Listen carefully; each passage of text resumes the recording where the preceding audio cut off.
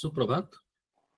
आजचा सेशन आपण चालू करूया आणि अपर्णा चेरेकर पहिला अभंग आणि नंतर श्लोक म्हणतील. श्री स्वामी समर्थ. कृपावंत भला सद्गुरु लाभला, कृपावंत भला सद्गुरु लाभला, अंगीकार केला तेने माझा, अंगीकार केला तेने माझा, कृपावंत भला सद्गुरु लाभला, अंतरीची खून दाखवून मज, अंतरीची खून दाखवून मज, सोहम मंत्र गुजर सांगितले, सोहम मंत्र गुजर सांगितले, सांगितले, कृपावंत भला सद्गुरु लाभला, ठाईची लागली अखंड समाधी, ठाईची लागली अखंड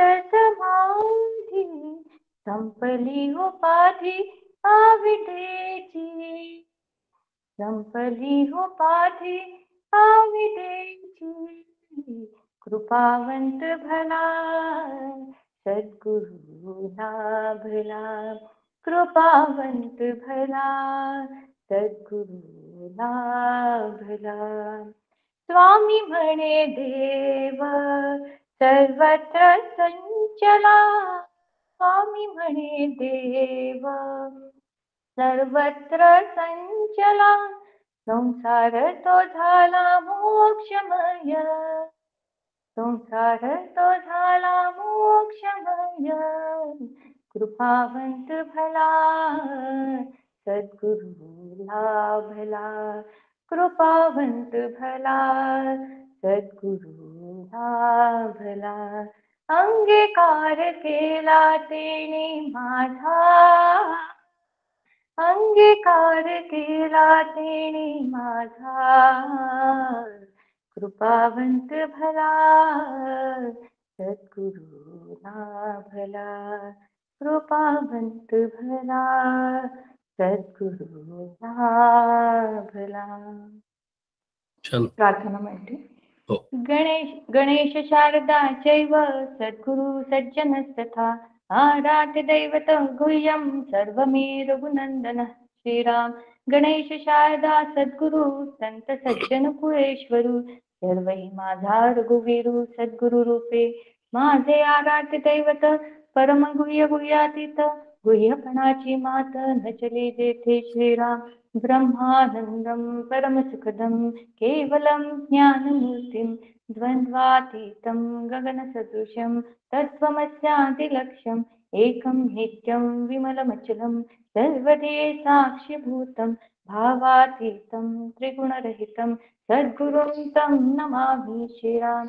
गुरुब्रह्मा गुरुर्विष्णु गुरुर्देवो महेश्वर, गुरु साक्षात् परब्रह्म तस्मै श्री गुरुवे नमः. श्रीराम. अनेन प्रियतां देवो भगवान् जानकीपतिः, श्रीरामचंद्र पूर्वेशाम् अस्माकं कुलदैवतं. श्रीराम. शुकासारखे पूर्ण वैराग्य ज्ञानसे, वशिष्ठा परी ज्ञान योगेश्वराचे, कवी वाल्मिका सारिका मान्य ऐसा, नमस्कार माझा सद्गुरु रामदासा. श्रीराम. श्रोता वक्ता श्रीराम समर्थ, जय जय रघुवीर समर्थ. श्रीराम.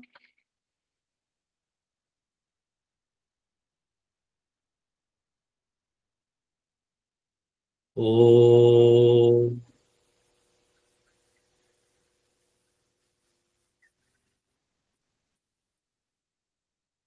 ओम सहना भवतु सहनौ भुनक्तु सवीर्यं कर्वावहै, तेजस्विनावधीतमस्तु मां विद्विषावहै. ओम शांति शांति शांति. सदाशिवसमारम्भां शङ्कराचार्यमध्यमाम् अस्मदाचार्यपर्यन्तां वन्दे गुरुपरम्पराम्। श्रुतिस्मृतिपुराणानाम् आलयं करुणालयं नमामि भगवत्पादं शङ्करं लोकशङ्करम्। शङ्करं शङ्कराचार्यं केशवं बादरायणं सूत्रभाष्यकृतौ वन्दे भगवन्तौ पुनः पुनः। ईश्वरो गुरुरात्मेति मूर्तिभेदविभागिनी व्योमवद्व्याप्तदेहाय दक्षिणामूर्तये नमः।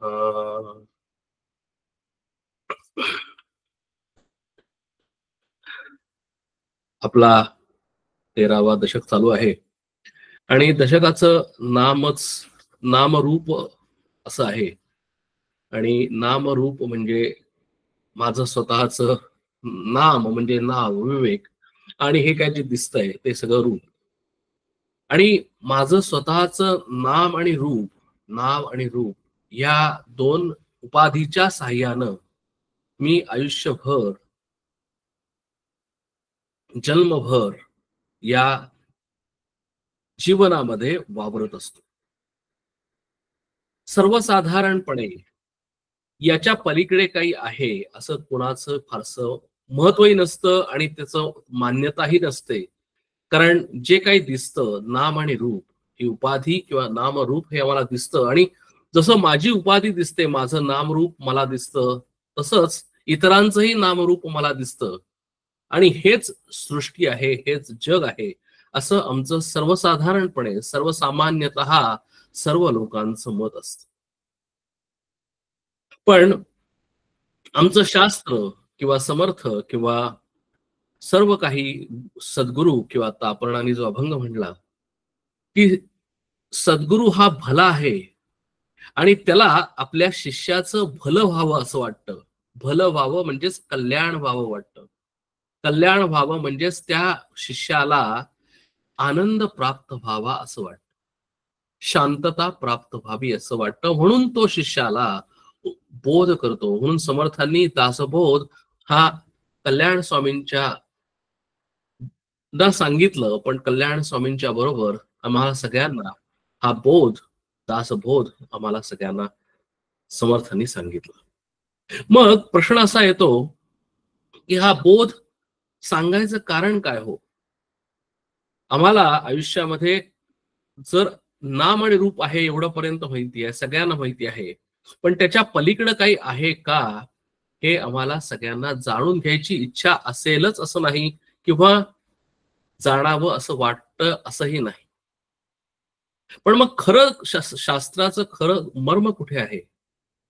जर आम्ही ज्यावेळेला नाम आणि रूप म्हणजेच माझं नाव आणि रूप यांनी या जीवनामध्ये वावरतो, त्यावेळेला आमच्या असं लक्षात येतं, नवे नवे आमच्या सगळ्यांचा असा अनुभव आहे की ह्या जीवनामध्ये ज्या वेळेला आम्ही जगत असतो त्यावेळेला अनेक दुःख, अनेक संकट आम्हाला प्राप्त होतात, आम्हाला ती अनुभवावी लागतात.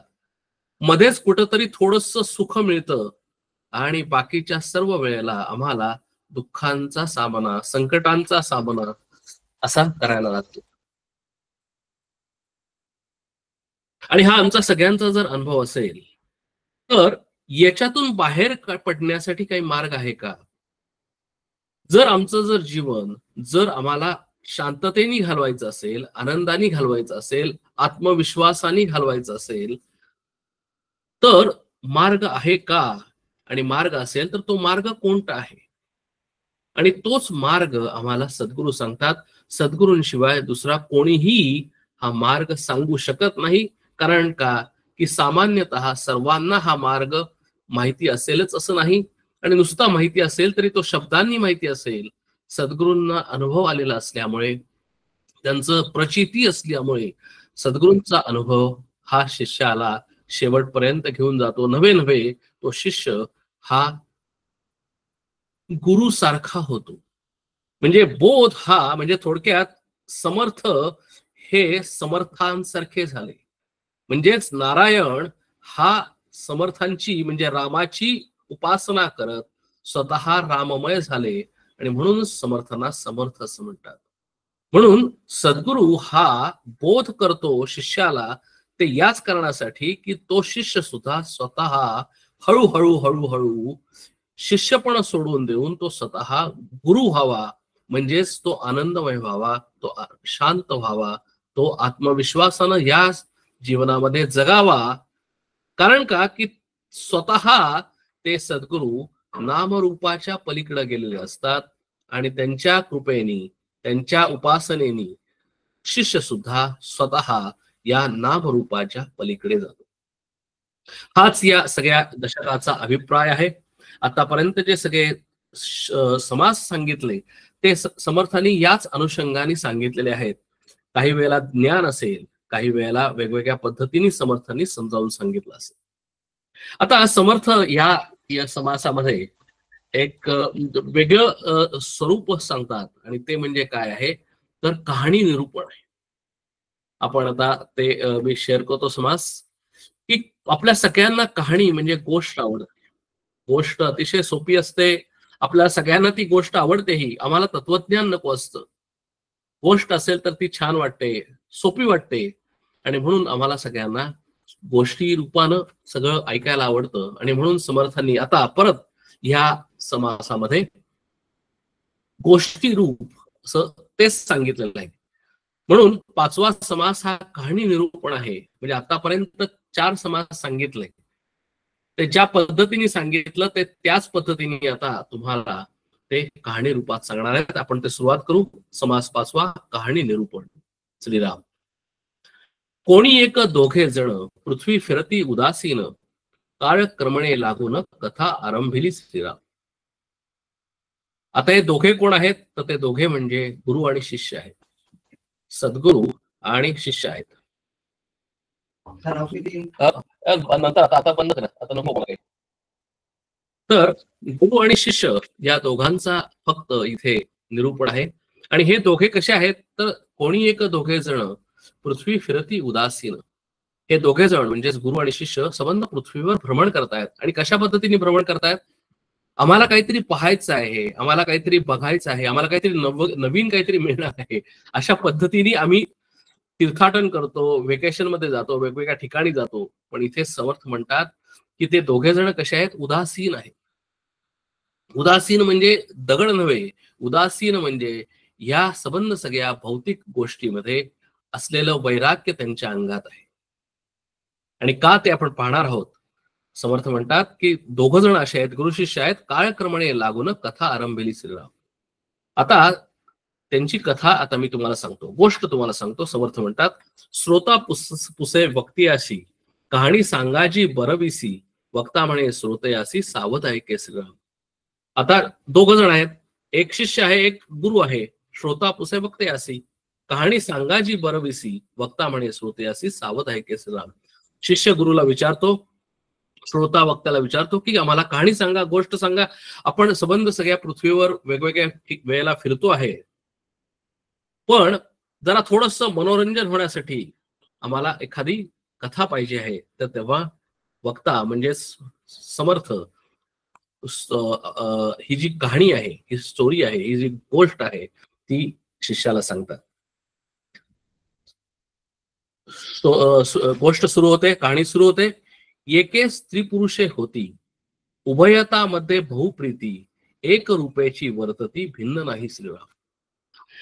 आता हेच गुरु आणि शिष्यामधलं नातं आहे. म्हणजे गुरु आणि शिष्य ज्यावेळेला एकमेकांशी बोलत असतात ते कधीही आपल्यासारखे वेळ जावा म्हणजे आपण त्याला टाइमपास म्हणतो, एंटरटेनिंग व्हावं अशा पद्धतीने ते कधीही बोलत नाहीत. त्यांच्या प्रत्येक बोलण्यामध्ये काहीतरी या जीवनाचं तत्वज्ञान अभिप्रेत असतं. आणि आता ती स्टोरी सांगताना, ती कहाणी सांगताना समर्थ कल्याण स्वामींना सांगतात किंवा गुरु शिष्याला सांगतात, एके स्त्री पुरुष होती उभयतामध्ये बहुप्रीती एक रूपेची वर्तती भिन्न नाही श्रीराम. गुरु काय म्हणतात?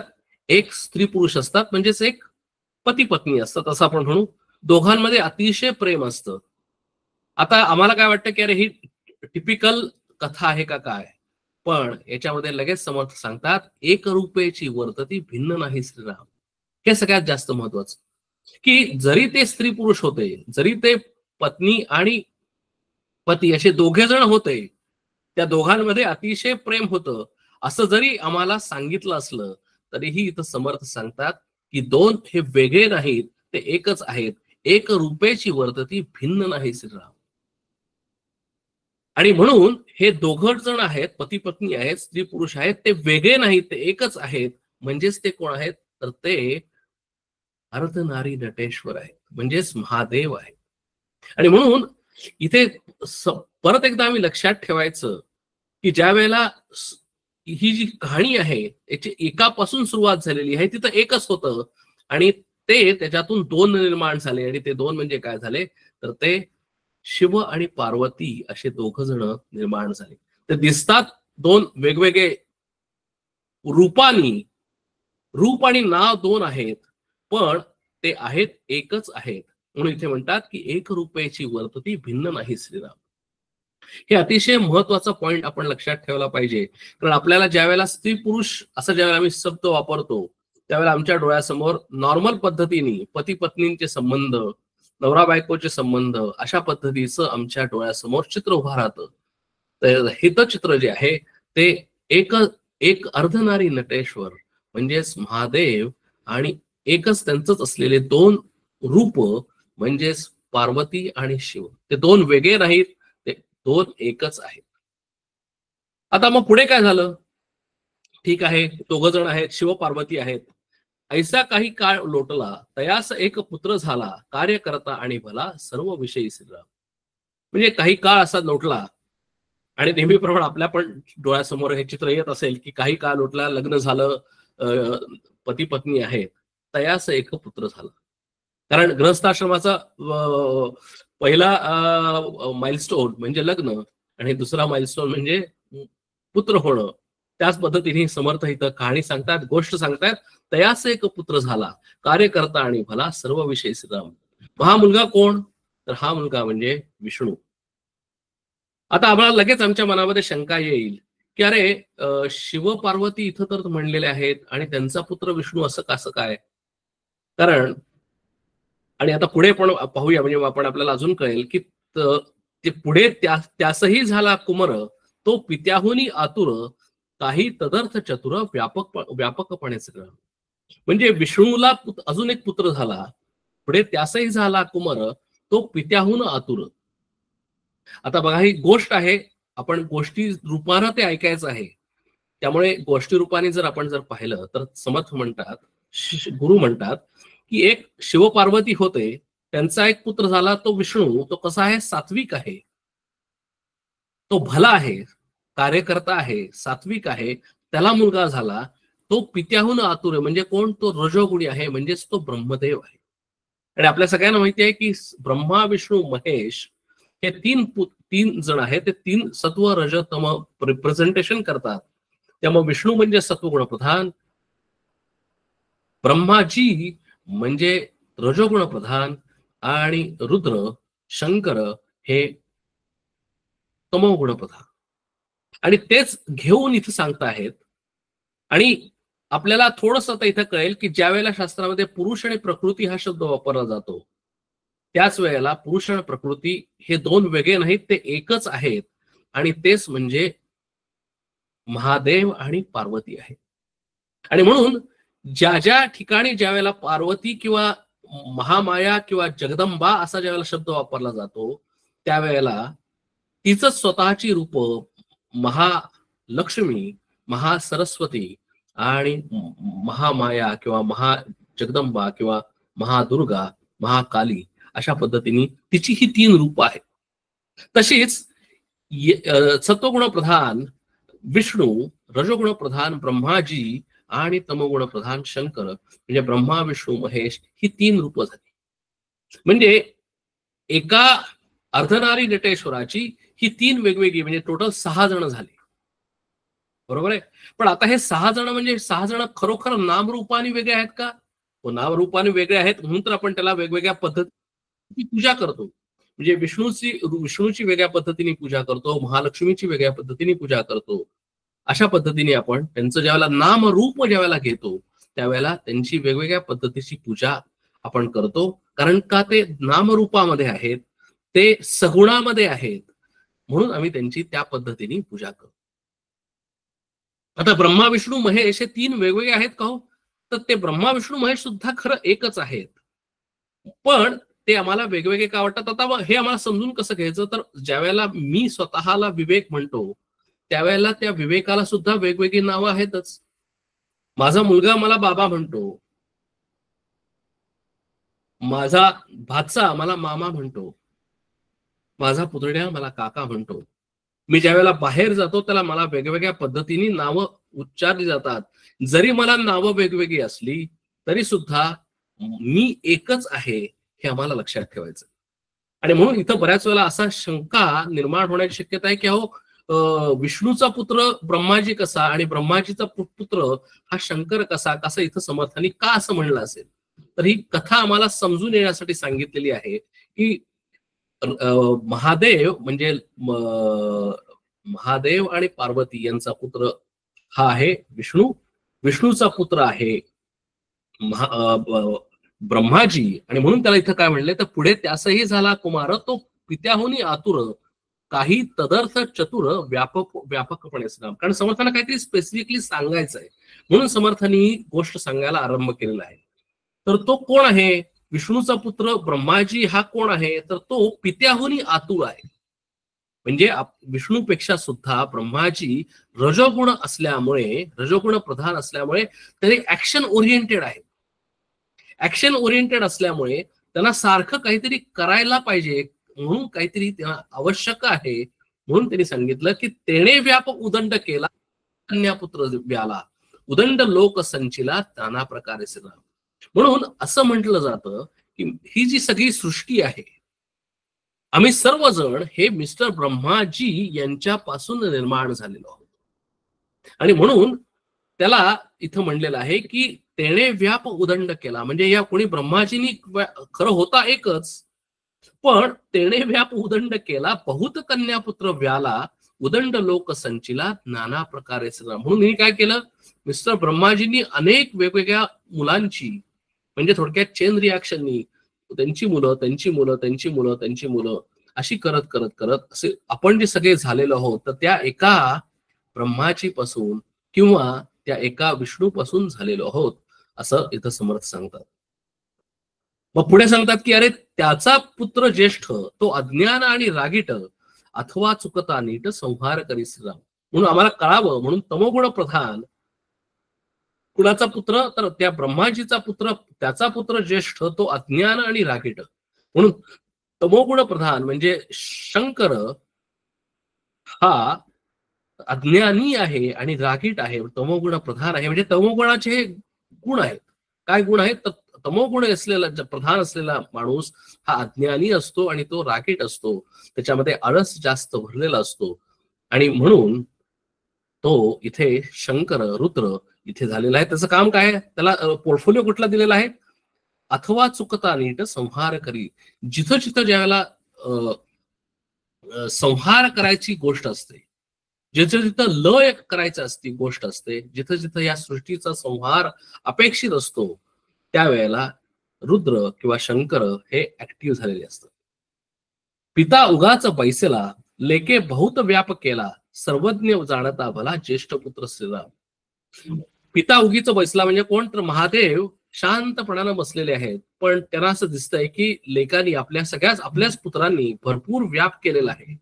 सर्वज्ञ जाणता भला ज्येष्ठ पुत्र श्रीराम म्हणजे कोण विष्णू ते सर्वज्ञ आहेत आणि तो सगळ्यांचा मोठा पुत्र आहे म्हणजेच तो पण नातू त्याचे अर्थ जाणे परंतु तो काहीच नेणे चुकता संहारणे महाक्रोधी श्रीराम. म्हणजे हे सगळं वर्णन केलेलं आहे की एका पासून अनेक निर्माण झाले आणि ते कसे निर्माण झाले ते सांगतात. लेक सकळांचे पाळण करी नातू मेळवी वरीच्या वरी पण तू चुकल्या संहार करी अकस्मात श्रीराम. लेक सगळ्यांचे पालन करी. म्हणून कोण लेक म्हणजे कोण तर विष्णू सर्वांचे, म्हणून विष्णूला पालन करता म्हणतात, पालन करता म्हणतात.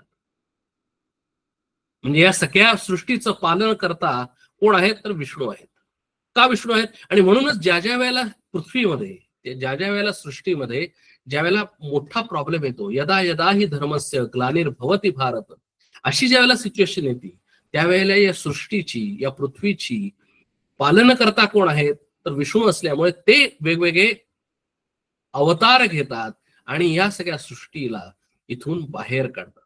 म्हणून भगवान विष्णूंना रोल काय दिलेला आहे, पोर्टफोलिओ काय दिलेला आहे तर ते अतिशय सत्वगुण प्रधान असल्यामुळे सर्व या सृष्टीचं पालन करता ते स्वतः विष्णू आहे. नातू मेळवी वरच्यावी, नातू म्हणजे कोण ब्रह्मदेव, कारण कुणाचा गोष्ट सांगतायत की महादेवांची गोष्ट आहे.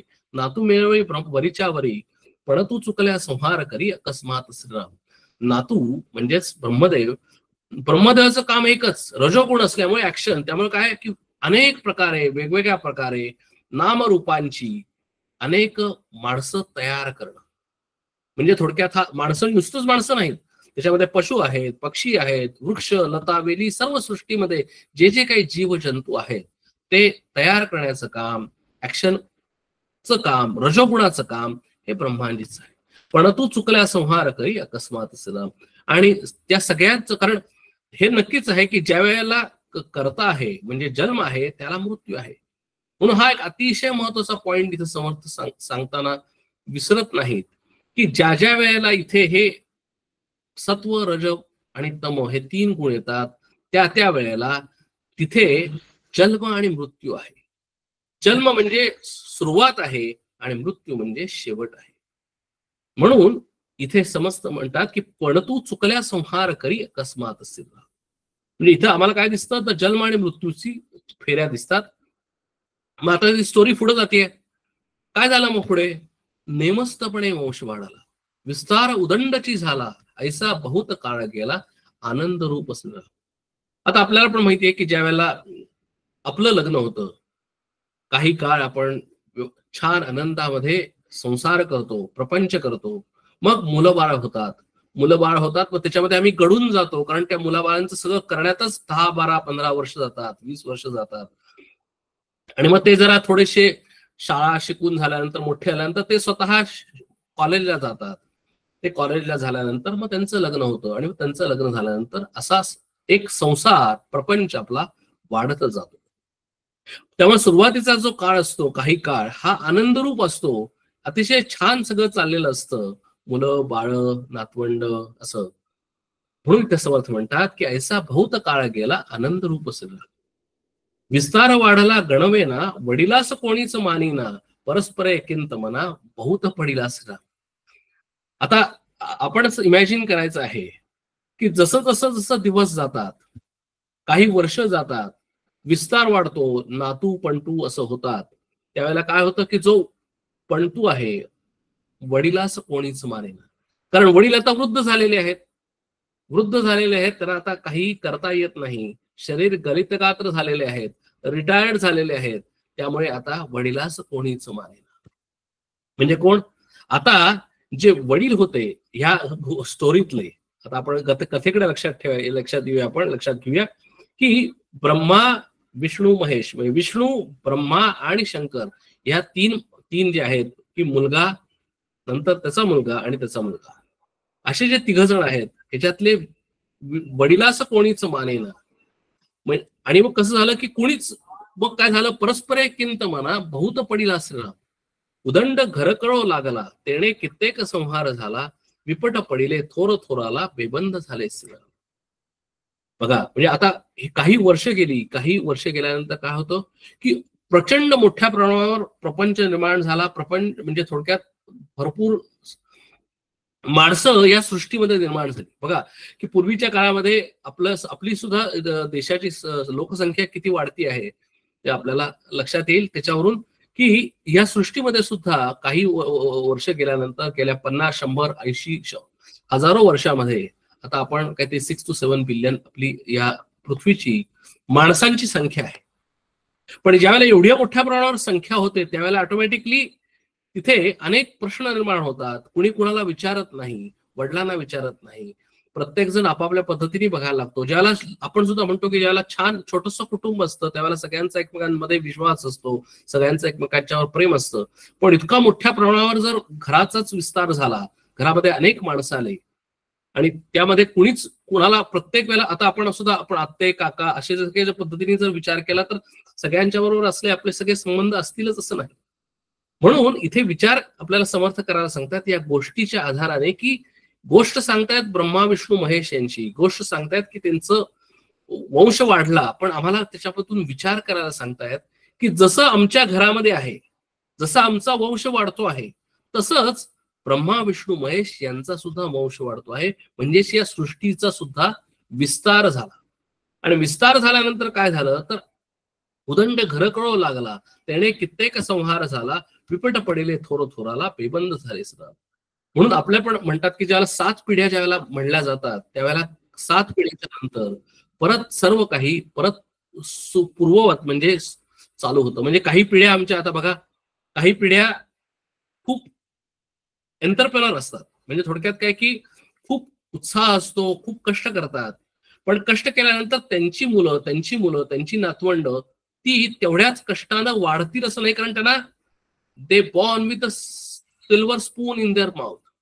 त्यामुळे त्याला सगळं मिळालेल्यामुळे असल्यामुळं ते थोडेसे आळशी होतात आणि मग पुढच्या पिढीमध्ये जास्त आळस निर्माण होतो, पुढच्या पिढीमध्ये जास्त खादाड वृत्ती निर्माण होते, कष्ट करण्याची प्रवृत्ती कमी होते आणि मग त्याच्याबरोबर बाकीचे गुण येतात की त्याच्यामध्ये रागीटपणा असेल, त्याच्यामध्ये आळशीपणा असेल, त्याच्यामध्ये कष्ट करण्याची प्रवृत्ती कमी असेल आणि त्यामुळे ऑटोमॅटिकली काय होतं तर त्याच्यामध्ये बेबंद झाले सगळं.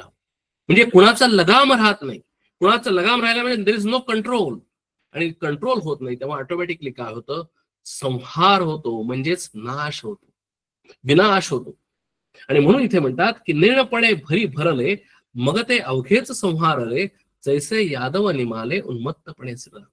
म्हणून समर्थांनी इथे अतिशय हुशारीनं जैसे यादव निमाले उन्मत्तपणे सगळं, म्हणजे यादवांची रेफरन्स इथं दिलेला आहे. आपल्या सगळ्यांना माहिती आहे की यादव म्हणजे कोण तर कृष्णाचा वंश, कृष्णाचा कुल म्हणजे यादव वंश आहे. आणि स्वतः भगवान त्या वंशामध्ये अवतार घेतलेले असल्यामुळे साहजिकच भगवंतानी त्यावेळेला यादव वंश हा इतका मोठा वैभव संपन्न झाला.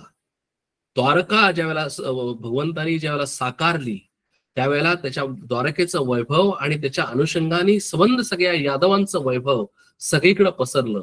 आणि ज्या वेळेला ऑटोमॅटिकली ज्या वेळेला वैभव असं मिळायला लागतं, वैभव असं पसरतं, त्यावेळेला लोकांमध्ये वाईट गुण म्हणजे ओव्हर कॉन्फिडन्स, वाईट गुण म्हणजे इगो, वाईट गुण म्हणजे संबंध सगळे स्वतःबद्दल असलेलं एक एक एक माज आपण जो म्हणतो तशा पद्धतीने येतो. आणि हे ज्या वेळेला भगवंतांना कळालं आणि भगवंतांना ज्यावेळेला हे कळलं की रे माझ्याच मुळे, माझ्याच वंशामध्ये, माझ्याच कुलामध्ये सर्व यादव हे अतिशय आता उन्मत्त झालेले आहेत आणि असे उन्मत्त झालेले यादव हे आता पुढे जर राहिले तर ते काय करतील, अधर्मानेच वागतील.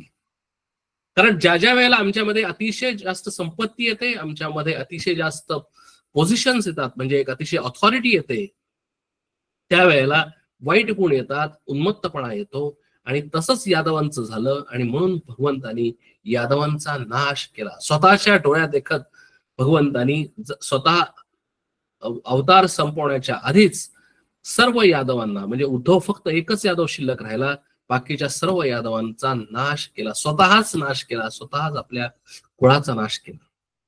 तसंच इथे सांगतायत, ही स्टोरी तिथंच आहे की जसं ब्रह्मा विष्णू महेश यांनी जो संसार, यांनी जो प्रपंच निर्माण केला तो अतिशय वाढला आणि त्याच्यामध्ये सुद्धा अतिशय अनेक उन्मत्त माणसं निर्माण झाली आणि तसंच त्याप्रमाणे नेणपणे भरी भरले मग ते अवघेच संहारले.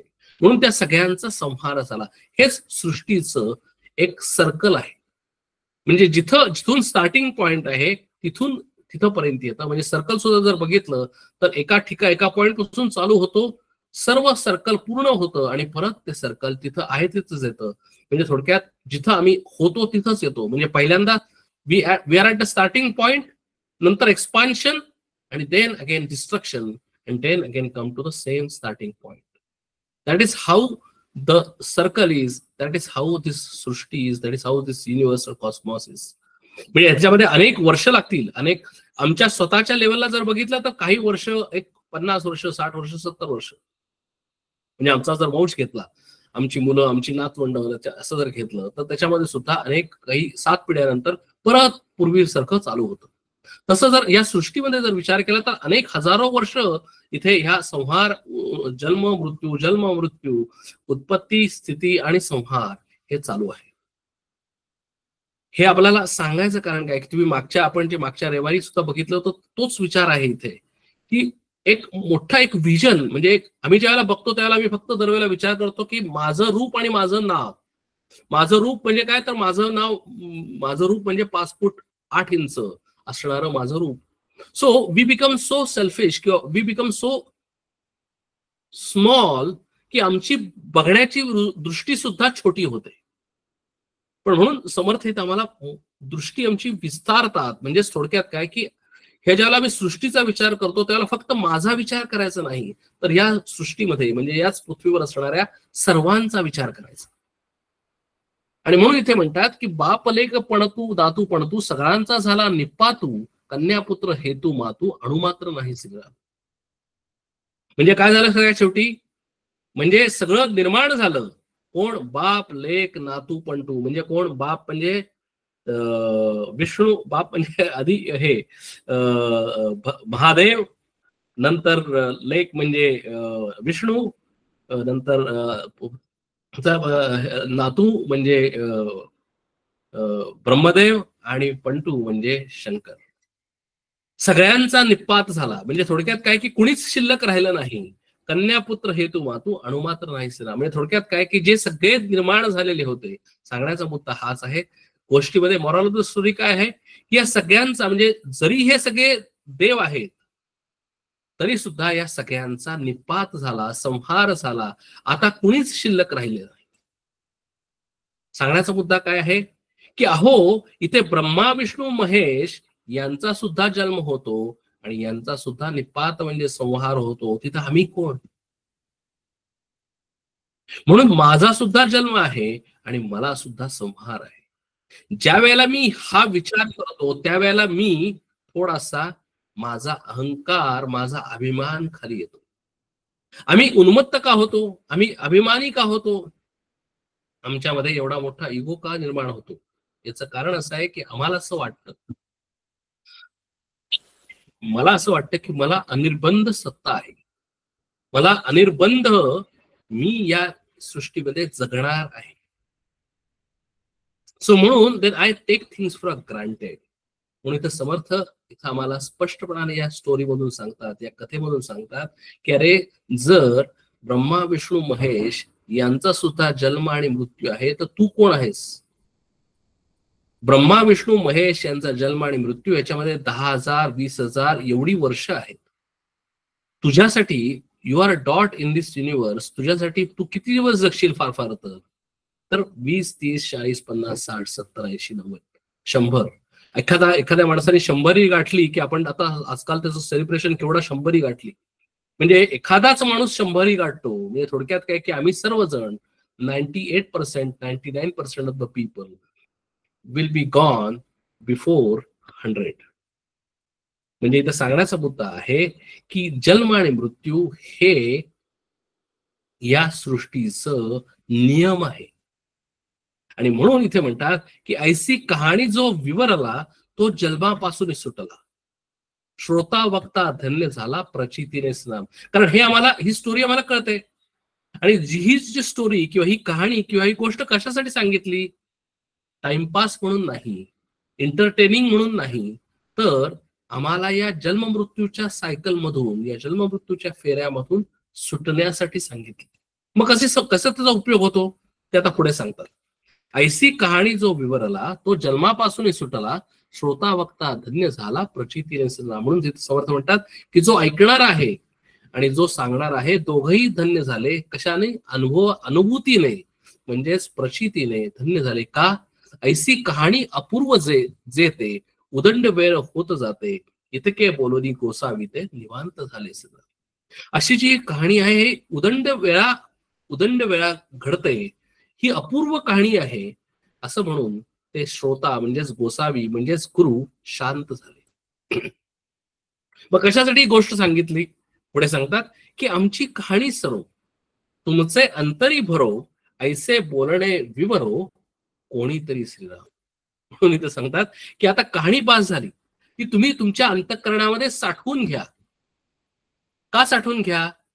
तर याच्यासाठी साठवून घ्या की एवढं तुम्ही लक्षात ठेवा की नाम आणि रूप हे जे माझं दिसतंय ते आज त्याला जन्म आहे, उद्या त्याला मृत्यू आहे. प्रत्येकाला जन्म आहे, प्रत्येकाला मृत्यू आहे. हे ज्यावेळेला आमच्या लक्षात येईल त्यावेळेला आम्ही काय होऊ? तर आम्ही त्यावेळेला एक आमच्या मनामध्ये एक अतिशय नम्रपणा येईल. आमच्या वरती कोणीतरी आहे आणि जो आमच्या वरती आहे त्याच्या प्रती आमच्या मनामध्ये एक प्रेम निर्माण होईल, आदर उत्पन्न होईल आणि मी त्याच्या प्रती डोकं टेकेन. यासाठी ही स्टोरी सांगितली आहे.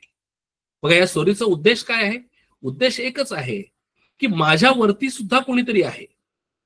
माझ्या वरती जो कोणी आहे तो मला जसा जन्म मृत्यू आहे तसं त्याला सुद्धा जन्म मृत्यू आहे. तो माझ्या आज वरती आहे. म्हणून मी काय केलं पाहिजे? तर मी माझा अभिमान कमी केला पाहिजे, मी माझा उन्मत्तपणा कमी केला पाहिजे, मी माझं सामर्थ्य स्वतःच जे आज मी स्वतःला इतकं सामर्थ्यवान म्हणतो कारण मी तरुण आहे, वय वर्ष 70-80 झाल्यानंतर शरीर गलितगात्र झाल्यानंतर तोच सामर्थ्यवान पुरुष हा गलितगात्र होतो.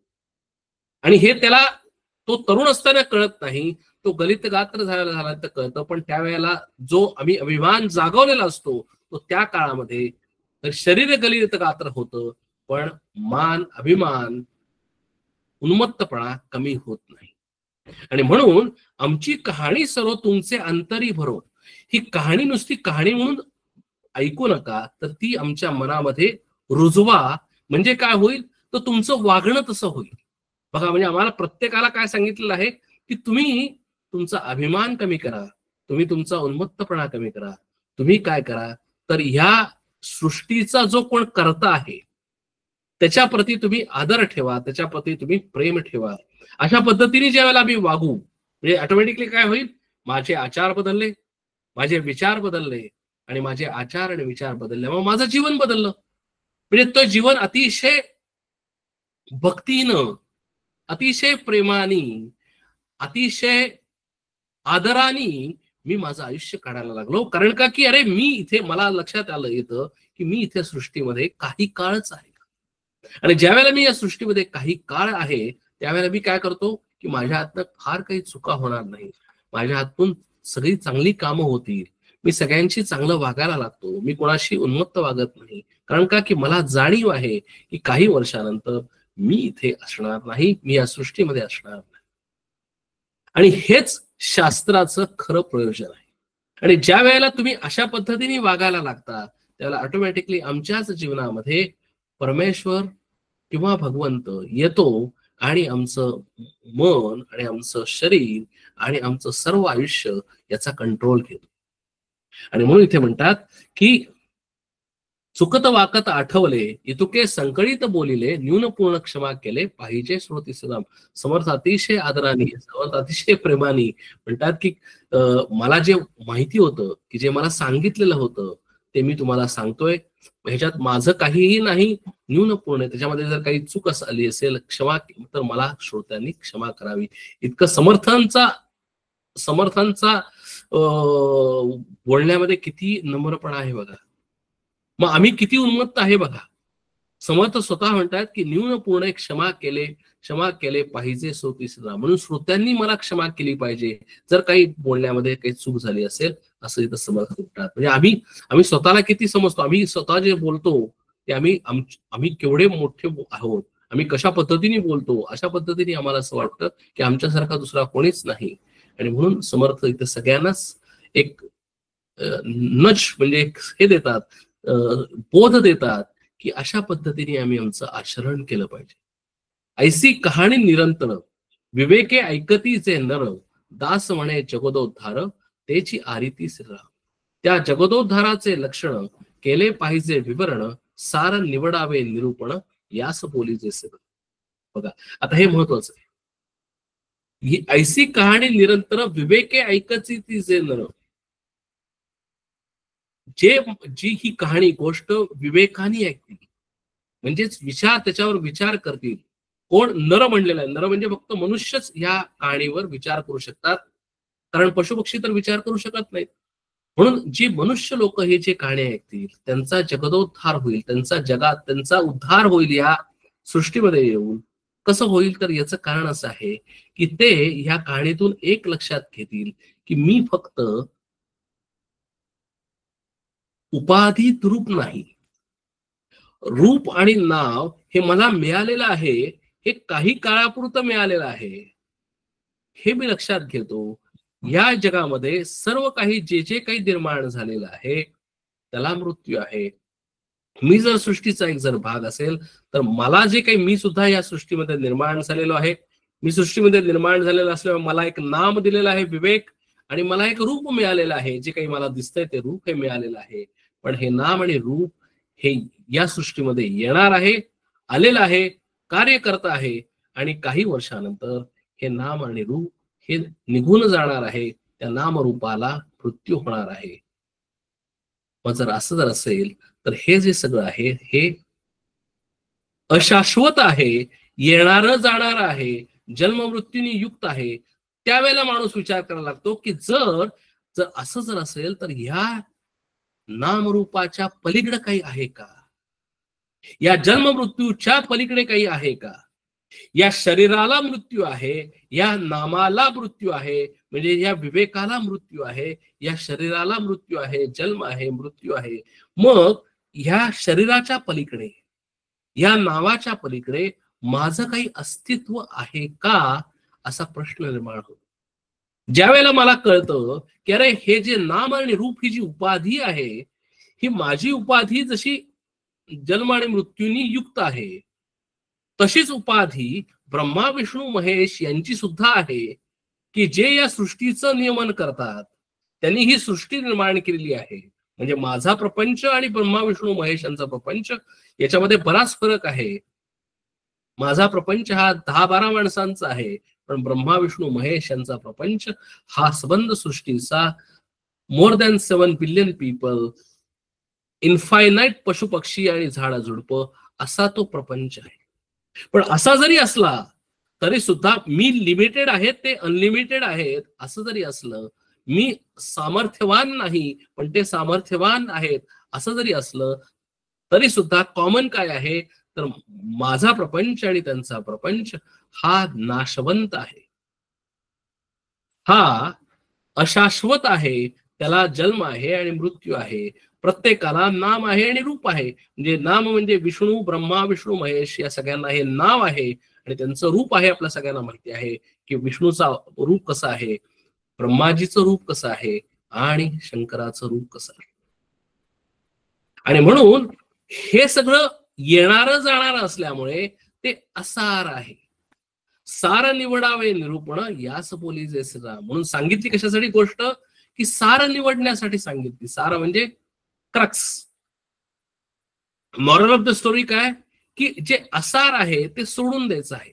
आता फोलपट आणि दाणा याच्यामध्ये आम्ही काय घेणार तर दाणा घेणार, फोलपट टाकून देणार.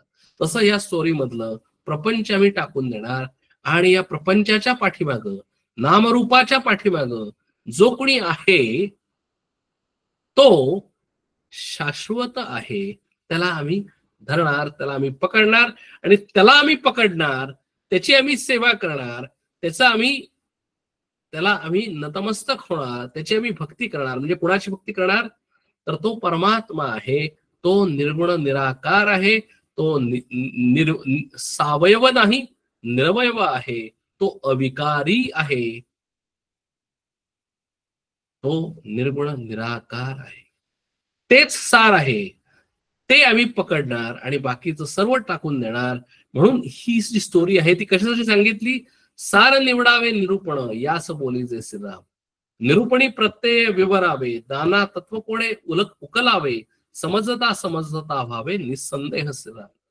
म्हणून हे काय सांगितलं की step by step step by step step by step हे सगळं समजून घ्यावं. कशासाठी समजून घ्यावं? तर समजता समजता व्हावे निसंदेह श्रीराम. कारण आम्हाला बऱ्याच वेळेला अशा शंका येतात. आता आत्ताच आपण बघितलं की मग ब्रह्मा विष्णू आणि ब्रह्माजी आणि शंकर ह्यांचं रिलेशन खरं आम्ही त्यांना इक्वल म्हणत होतो, ब्रह्मा विष्णू महेश सत्वरजतम. पण इथे समर्थ म्हणतात की विष्णूचे पुत्र ब्रह्माजी, ब्रह्माजीचे पुत्र शंकर, असं कसं काय? शंका आली, संदेह उठला. आणि ज्यावेळेला संदेह उठला त्यावेळेला आम्हाला काय होतं की आम्हाला संदेह उठल्याबरोबर आमचा कॉन्फिडन्स कमी होतो, आम्हाला त्याच्याबद्दल शंका वाटायला लागते. आणि म्हणून आम्हाला निसंदेह होण्यासाठी, कुठलेही प्रश्न न उरण्यासाठी आम्ही ही स्टोरी किंवा ही कहाणी ही परत परत परत परत ऐकावी, त्याच्यावर विचार करावा. आणि विचार केल्यानंतर आम्हाला कळेल की अहो, फक्त आम्हाला हे सांगण्यासाठी नाम आणि रूप ह्या फक्त हे नाममात्र आहे म्हणून आहे. ह्याला, या शरीराला आज विवेक म्हणतात, उद्या त्याला मंजिरी म्हणा तरी काहीही फरक पडणार नाही, कारण हे नाममात्र आहे. शरीर येणारं जाणार आहे, सगळी पृथ्वी येणारी जाणारी आहे. फक्त ह्या शरीराच्या आत असणार एक असं तत्व आहे की जे त्याला नाम नाही रूप नाही. म्हणजे बघा, आमचं स्वतःचं स्वरूप ह्याच्यातून सांगितलं, या कहाणीतून काय सांगितलं? प्रत्येक जण कसा आहे? नाम आणि रूप प्लस सच्चित आनंद. सच्चित आनंद म्हणजे आत्मा. म्हणजे आम्ही सर्वजण कसे आहोत? तर नाम आणि रूप प्लस सच्चित आनंद, म्हणजे 5 गोष्टी. सच्चित आनंद ही एक गोष्ट, एक वस्तू, आणि नाम आणि रूप. माझं असलेलं नाम म्हणजे विवेक, माझं असलेलं रूप म्हणजे माझ्या या शरीराचं रूप, प्लस सच्चित आनंद. म्हणजे मी कसा आहे? तर मी सच्चिदानंद आहे, प्लस मला आज हे नाव म्हणजे विवेक मिळालेलं आहे आणि हे रूप मिळालेलं आहे. पण काही वर्षानंतर माझं हे नामही जाणार आहे, माझं रूपही जाणार आहे. मग काय राहणार आहे? जरी माझं नाम आणि रूप जरी गेलं तरी माझं तिसरं सच्चित आनंद हे स्वरूप सदैव राहणार आहे. कारण का? ते शाश्वत आहे, ते निसंग आहे, ते दिसत नाही, पण ते आहे आहे आहे. ते सत आहे, म्हणजे ते भूतकाळातही होतं, ते वर्तमान काळातही आहे आणि ते भविष्य काळातही असणार आहे. म्हणून या शरीरात असताना मी सच्चिदानंद कुठे आहे? सच्चिदानंद कुठे बाहेर नाही, सच्चिदानंदच माझं स्वरूप आहे. मी स्वतःच सच्चिदानंद आहे. फक्त काय झालं? स्थूल शरीराला हे स्थूल शरीर दिसलं, स्थूल डोळ्यांना हे शरीर दिसलं. त्यामुळे शरीर दिसल्यामुळे आम्ही त्याला नाव ठेवलं विवेक. पण माझं खरं स्वरूप हे विवेक नाव नाही, तर माझं खरं स्वरूप हे सच्चिदानंद आहे. आणि म्हणून हे का सांगितली कहाणी? तर प्रत्येकाला कळावं की मी स्वतः हा सच्चिदानंद आहे. फक्त काही वर्षापुरतं मी हे शरीर घेतलेलं असल्यामुळे या नाटकामध्ये मला हा रोल, विवेकचा रोल दिलेला आहे. हा रोल किती वर्ष करायचा आहे? जोपर्यंत या शरीराला, नामरूपाला, उपाधीला जोपर्यंत जिवंत आहे तोपर्यंतच तो रोल करायचा आहे. ते शरीर पडल्यानंतर ऑटोमॅटिकली एक्झिट होणार आहे. मी परत जिथून आलो तिथंच जाणार आहे. मी कुठून आलो? तर मी सच्चिदानंदच आहे, होतो, आताही सच्चिदानंदच आहे आणि शरीर पडल्यानंतर सुद्धा सच्चिदानंदच आहे. मग इन बिटवीन काय झालं? तर इन बिटवीन आय जस्ट टूक, थोडासा मी डायव्हर्शन घेतलं आणि मी विवेकाचं आयुष्य जगलो. आयुष्याचा तो रोल केला. त्या नाटकामध्ये मी काम केलं. म्हणजे नाम आणि रूप, नाम आणि रूप, नाम आणि रूप हे येणारं जाणार आहे. आणि म्हणून ज्या वेळेला मी या शरीरामध्ये असताना, बघा, ज्यावेळेला मला नामरूप असताना मी हे ज्यावेळेला लक्षात ठेवतो की अरे मी हे नामरूपाच्या पलीकडे आहे, त्यावेळेला मी शांत होतो. या नामरूपामध्ये असताना, या जीवनामध्ये जगत असताना, विवेका या नावानी जगत असताना, विवेक या नावानी या नाटकामध्ये काम करत असताना ज्या वेळेला मी विसरत नाही की मी माझं खरं स्वरूप हे सच्चिदानंद आहे, त्यावेळेला मी आनंदी होतो. ह्या शरीरामध्ये असताना, या नामरूपामध्ये आणि या उपाधीमध्ये असताना, ज्या वेळेला जगत असताना मीच माझं संदेह सगळे, माझी शंका, सगळ्या प्रश्न सगळे मी त्याचे निवारण करतो, त्याच वेळेला मी शांत आणि आनंदी होतो. त्याच वेळेला माझी सर्व भीती निर्माण झालेली होती या शरीराच्या अनुषंगानं, नामरूपाच्या अनुषंगानं, ती सगळी नाहीशी होती. म्हणून परमार्थ हा प्रपंचामध्येच आहे. परमार्थ हा प्रपंचामध्ये नामरूपामध्ये असतानाच हे समजून घ्यायचं आहे. प्रपंच म्हणजे या प्रपंचामध्ये असतानाच, या शरीरामध्ये असतानाच मी शरीराच्या पलीकडे कसा आहे ते समजून घ्यायचं आहे. कारण मी शरीर असताना मी सच्चिदानंद नाही आणि शरीर पडल्यानंतर मी सच्चिदानंद आहे, याला काहीही अर्थ नाही. नव्हे मी सच्चिदानंद पूर्वी होतो, नंतर या शरीरामध्ये असताना सुद्धा मी सच्चिदानंद आहे आणि हे शरीर पडल्यानंतर सुद्धा मी सच्चिदानंदच आहे. आणि म्हणून इथे म्हणलेलं आहे की म्हणून ज्या वेळेला मी हे समजतो, ही स्टोरी, ही कहाणी, ऐसे कहाणी निरंतर विवेके ऐकती जे नर, दास म्हणे जगोद्धार त्याची आरती श्रीराम. त्या जगोद्धाराचे लक्षण केले पाहिजे विवरण, सार निवडावे निरूपण यास बोलायचं. हिला निरूपण का म्हणलं तर मी सार निवडलं. सार म्हणजे काय तर मी माझं स्वतःच असलेलं स्वरूप, सार स्वरूप म्हणजे सच्चिदानंद स्वरूप हे निवडलेलं आहे. आता तो निवडायचा अधिकार आम्हाला पूर्णपणे दिलेला आहे.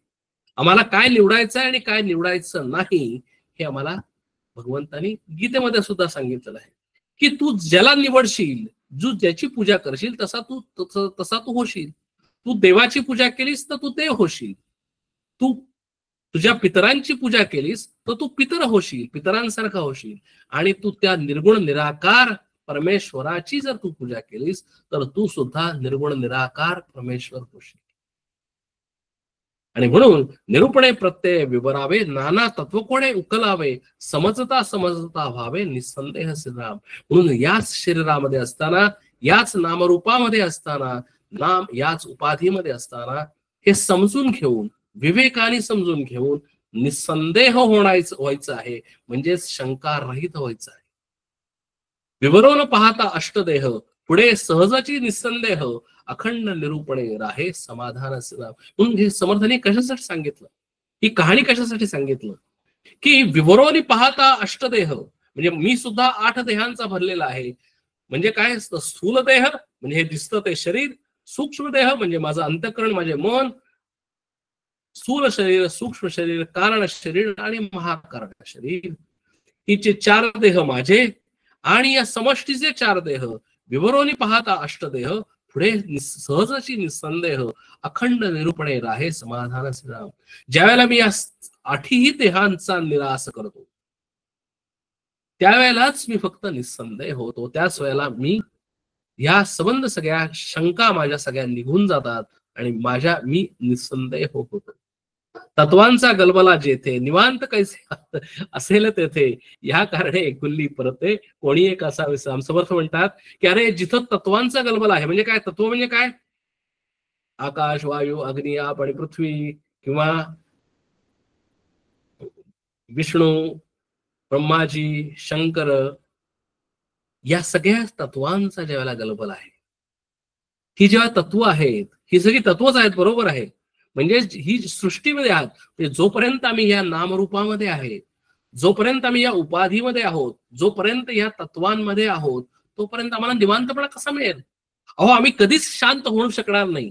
जर या तत्वांमध्ये, आम्ही जर या शरीरामध्येच जर राहून, जर आम्ही जर जीवन जगत असू, जर या शरीरामध्येच राहून, जर आम्ही या तत्वांमध्ये राहून, म्हणजे या प्रकृतीमध्ये राहून, म्हणजेच या मायेमध्ये राहून, म्हणजेच या आकाश, वायू, अग्नी, आप आणि पृथ्वी या पंचमहाभूतांच्या मध्ये राहून जर आम्ही निवांत राहणार कसे, राहताच येणं शक्य नाही. कारण इथे काय म्हणलंय, एकनाथ महाराजांनी सुद्धा म्हणलेलं आहे की सगळा काय आहे, नामरूपाचा गलबला हा शब्द वापरलाय. हा एकनाथ महाराजांनी वापरलेला शब्द, इथं समर्थांनी पण तत्वांचा गलबला हा शब्द वापरलाय. गलबला म्हणजे काय, तो गोंधळ. म्हणजे ज्यावेळेला आम्ही सगळेजण माणसं एकत्र येतात आम्ही स्टेशनवर गेल्यानंतर सगळ्यात गोंधळ असतो, गलबला असतो. म्हणजे जिथं ही सगळी तत्व आहेत, म्हणजे आता हे जे स्टोरीत तर काय करायचं आहे, ती असार आहे ते टाकून द्यायचंय. आम्ही लक्ष काय देतो, आम्ही परत त्याच्यावर विचार करत असतो, अरे भगवान विष्णू, महेश, ब्रह्माजी, मग हे शंकर, पार्वती, मग ते एकत्र कसे आले, मग ते त्यांचं सगळं हे कसं झालं, मग हे एकमेकांचे पुत्र कसे होऊ शकतील. या अननेसेसरी आम्ही या डिस्कशन मध्ये पडतो. पण स्टोरीचा मतितार्थ काय आहे, या सगळ्या तत्वांचा, निस्सार असलेल्या तत्वांचा, या गलबल्याचा, गोंधळाचा ज्यावेळेला आम्ही निराश करू, नाश नाही, नाश म्हणजे या शरीराचा नाश केल्यासारखं आहे. या शरीरामध्येच आहे, पण या शरीराच्या पलीकडे आहे. म्हणजे काय हो, तर या शरीराला देणारं जे महत्व आहे, या शरीराला देणारी जी आसक्ती आहे, ती कमी कमी करणं. या मनाला देणारी जी आसक्ती, मनाला देणारं जे महत्व आहे ते कमी कमी करणं. म्हणजे आज आम्ही आमच्या शरीराला महत्व देतो, आमच्या मनाला महत्व देतो. म्हणूनच आम्हाला आवड आणि नावड, लाईक्स अँड डिसलाईक्स, मला हे आवडतं, मला हे आवडत नाही, हे कशाचा गुणधर्म आहेत, हे मनाचे गुणधर्म आहेत. मला आंबा आवडतो, मला कारला आवडत नाही, लाईक्स अँड डिसलाईक्स. आणि म्हणून आम्ही त्या मनाला महत्व दिल्यामुळं आम्ही या मनामध्ये अडकून पडतो, या तत्वामध्ये अडकून पडतो.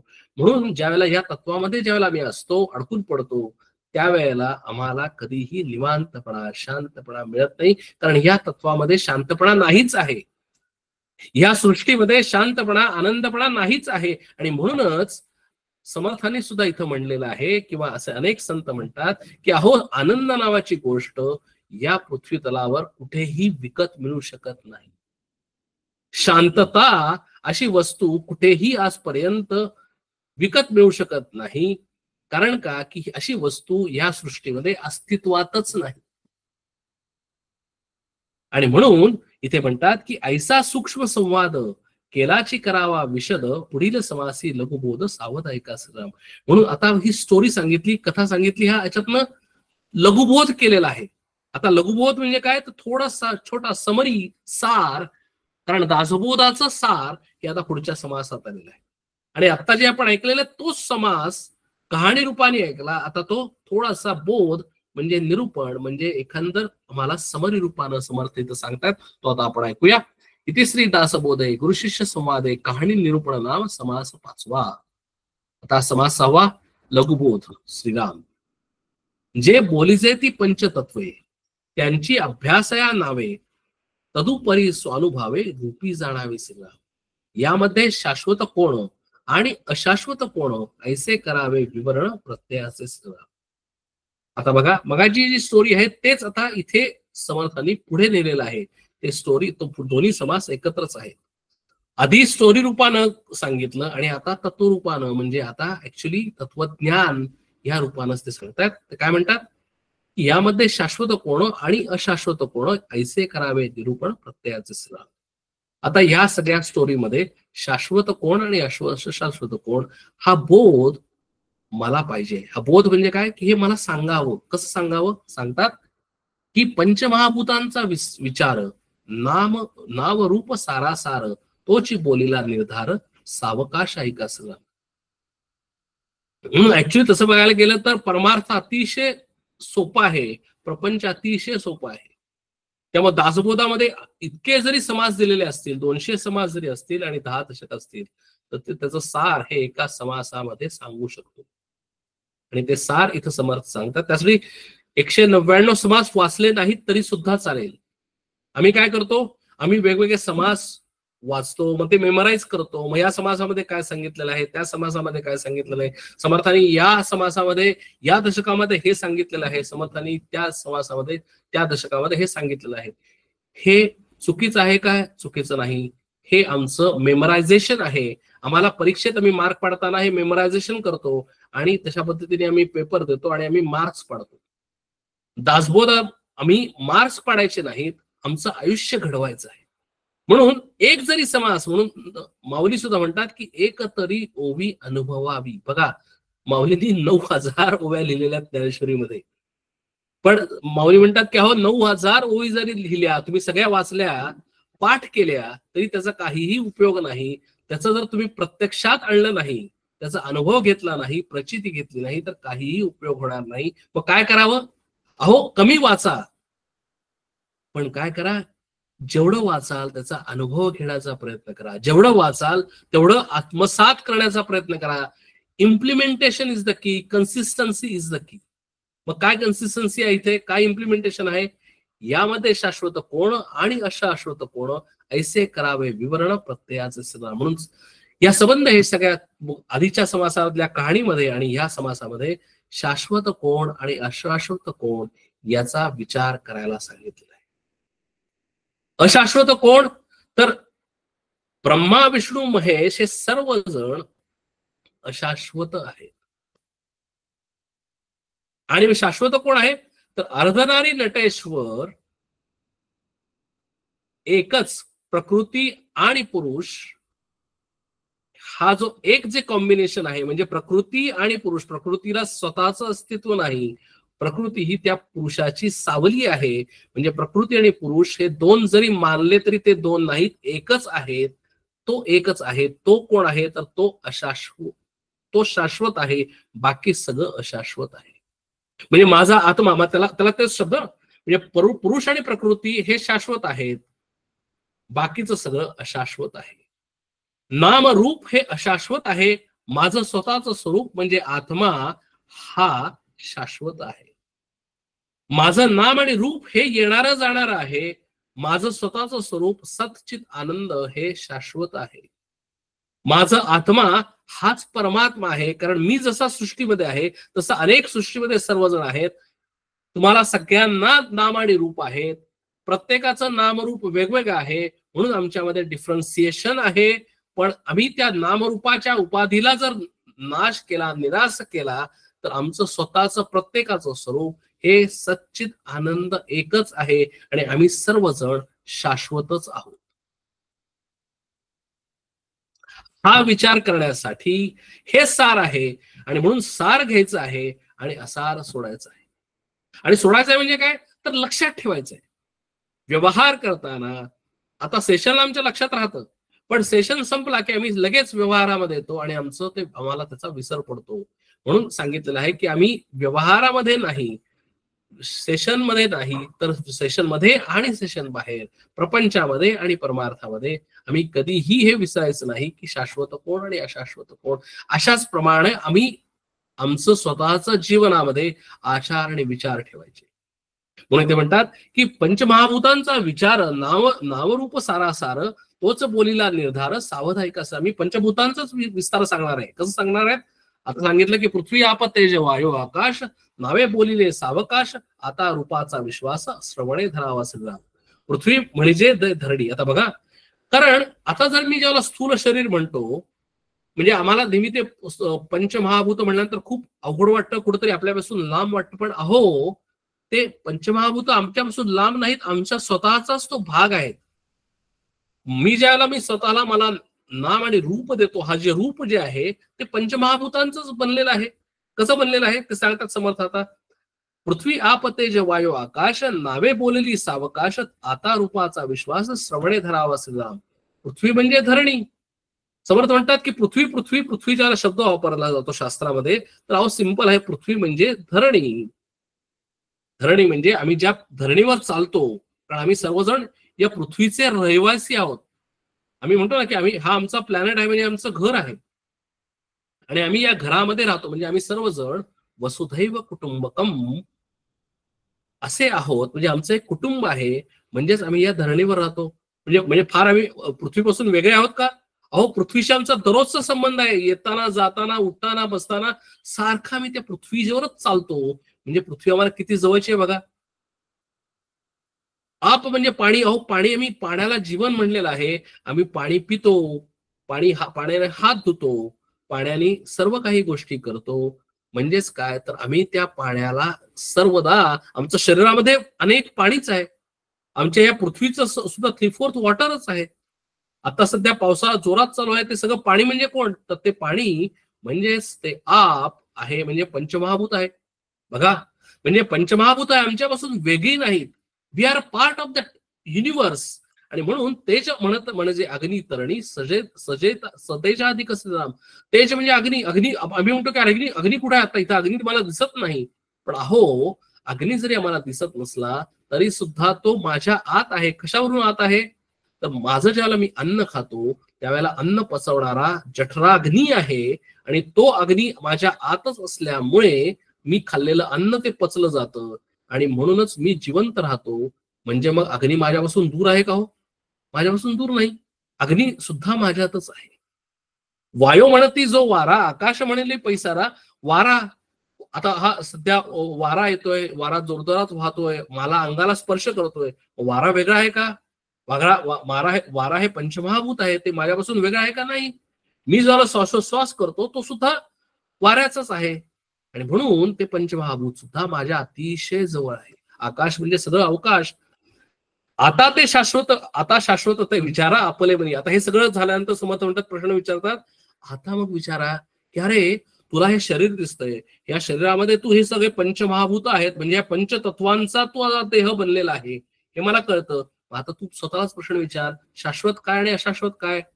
हा देह पंचमहाभूतांचा आहे, या देहामध्ये आकाश, वायू, अग्नी, आप, पृथ्वी आहे, बरोबर आहे. पण मग ते शाश्वत आहे का? मग शाश्वत नाही. मग देह म्हणून तर आम्ही देहाला अग्नी देतो मृत्यू पावल्यानंतर. काही धर्मामध्ये ते देहाला पुरलं जातं. मग ते देह येणारा जाणार आहे हे कोणीही इडियट सुद्धा सांगू शकतं. मग ते शाश्वत आहे का?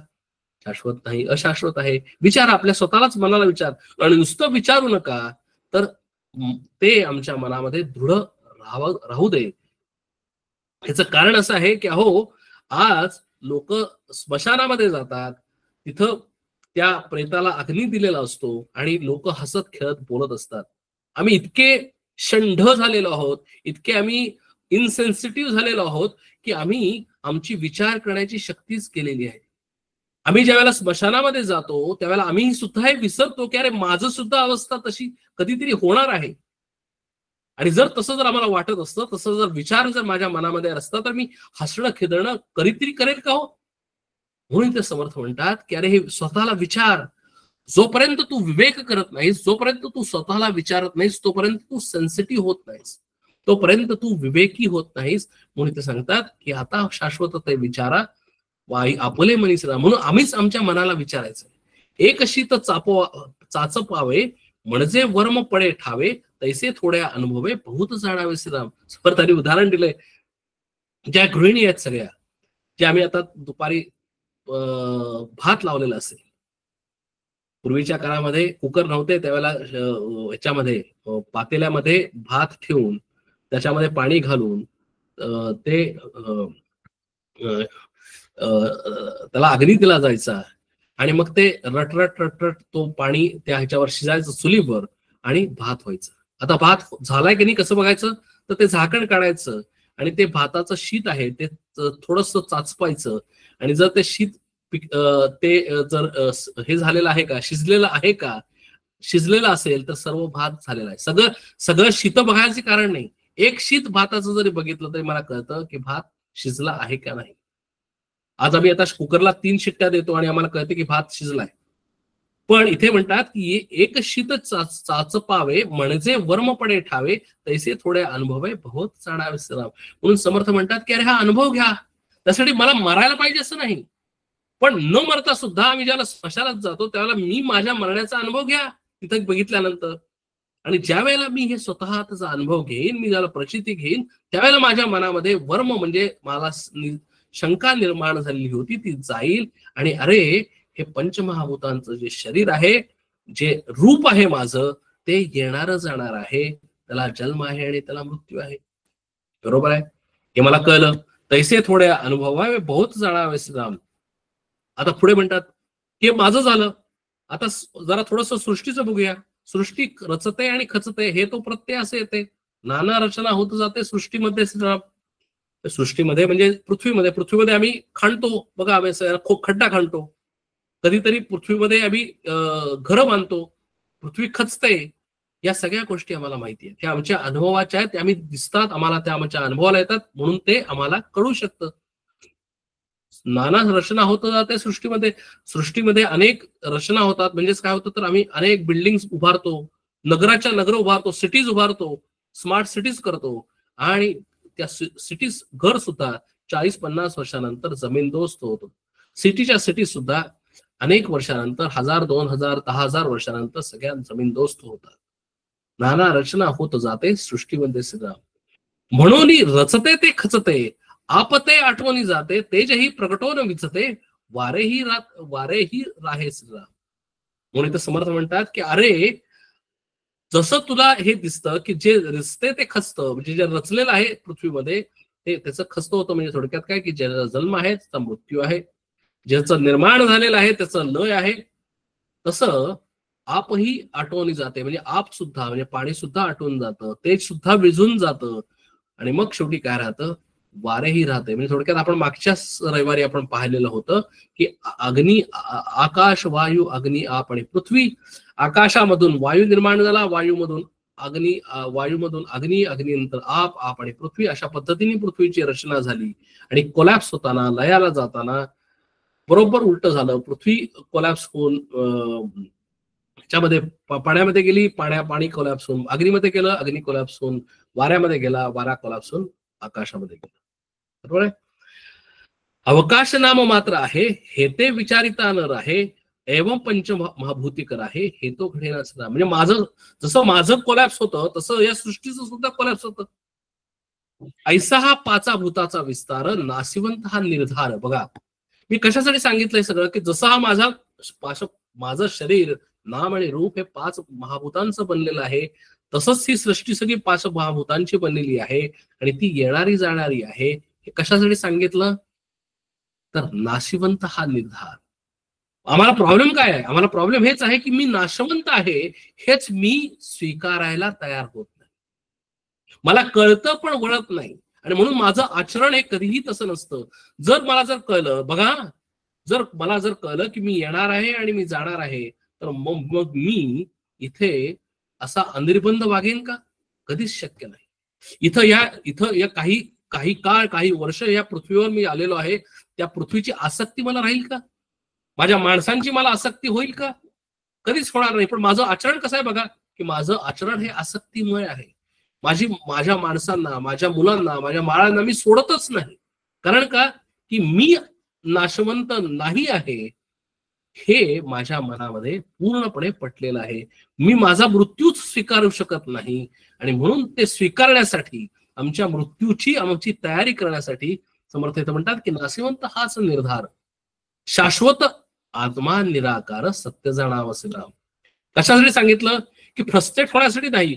ज्याला ज्याला नाशवंत आहे म्हणल्यानंतर मग आता काय करावं, भीतीनं घाबरून बसावं, माझं शरीर जाणार आहे, माझं शरीर जाणार आहे, मग कशाला राहायचं, मग एनिवे माझं शरीर जाणारच आहे, हा निगेटिव्ह विचार झाला, हे फ्रस्ट्रेशन झालं.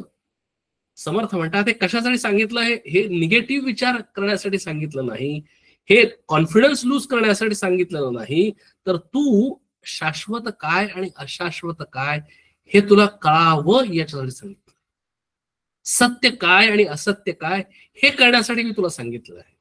म्हणून मग सत्य काय आणि असत्य काय, तर शरीर हे नाशवंत आहे, कबूल. मन हे नाशवंत आहे, कबूल. माझं कारण शरीर हे नाशवंत आहे, कबूल. माझं महाकारण शरीर नाशवंत आहे, कबूल. म्हणजे 4ही शरीर माझे नाशवंत आहेत, हा निर्धार झाला, ओके. माझं जसं शरीर जसं नाशवंत आहे तसं ही सृष्टी सुद्धा नाशवंत आहे, ही पंचमहाभूत सुद्धा नाशवंत आहे, ती पृथ्वी नाशवंत आहे, हे सगळं नाशवंत आहे. तसंच हे माझं जसं मन आहे तसं या जगाचं सुद्धा एक मन आहे.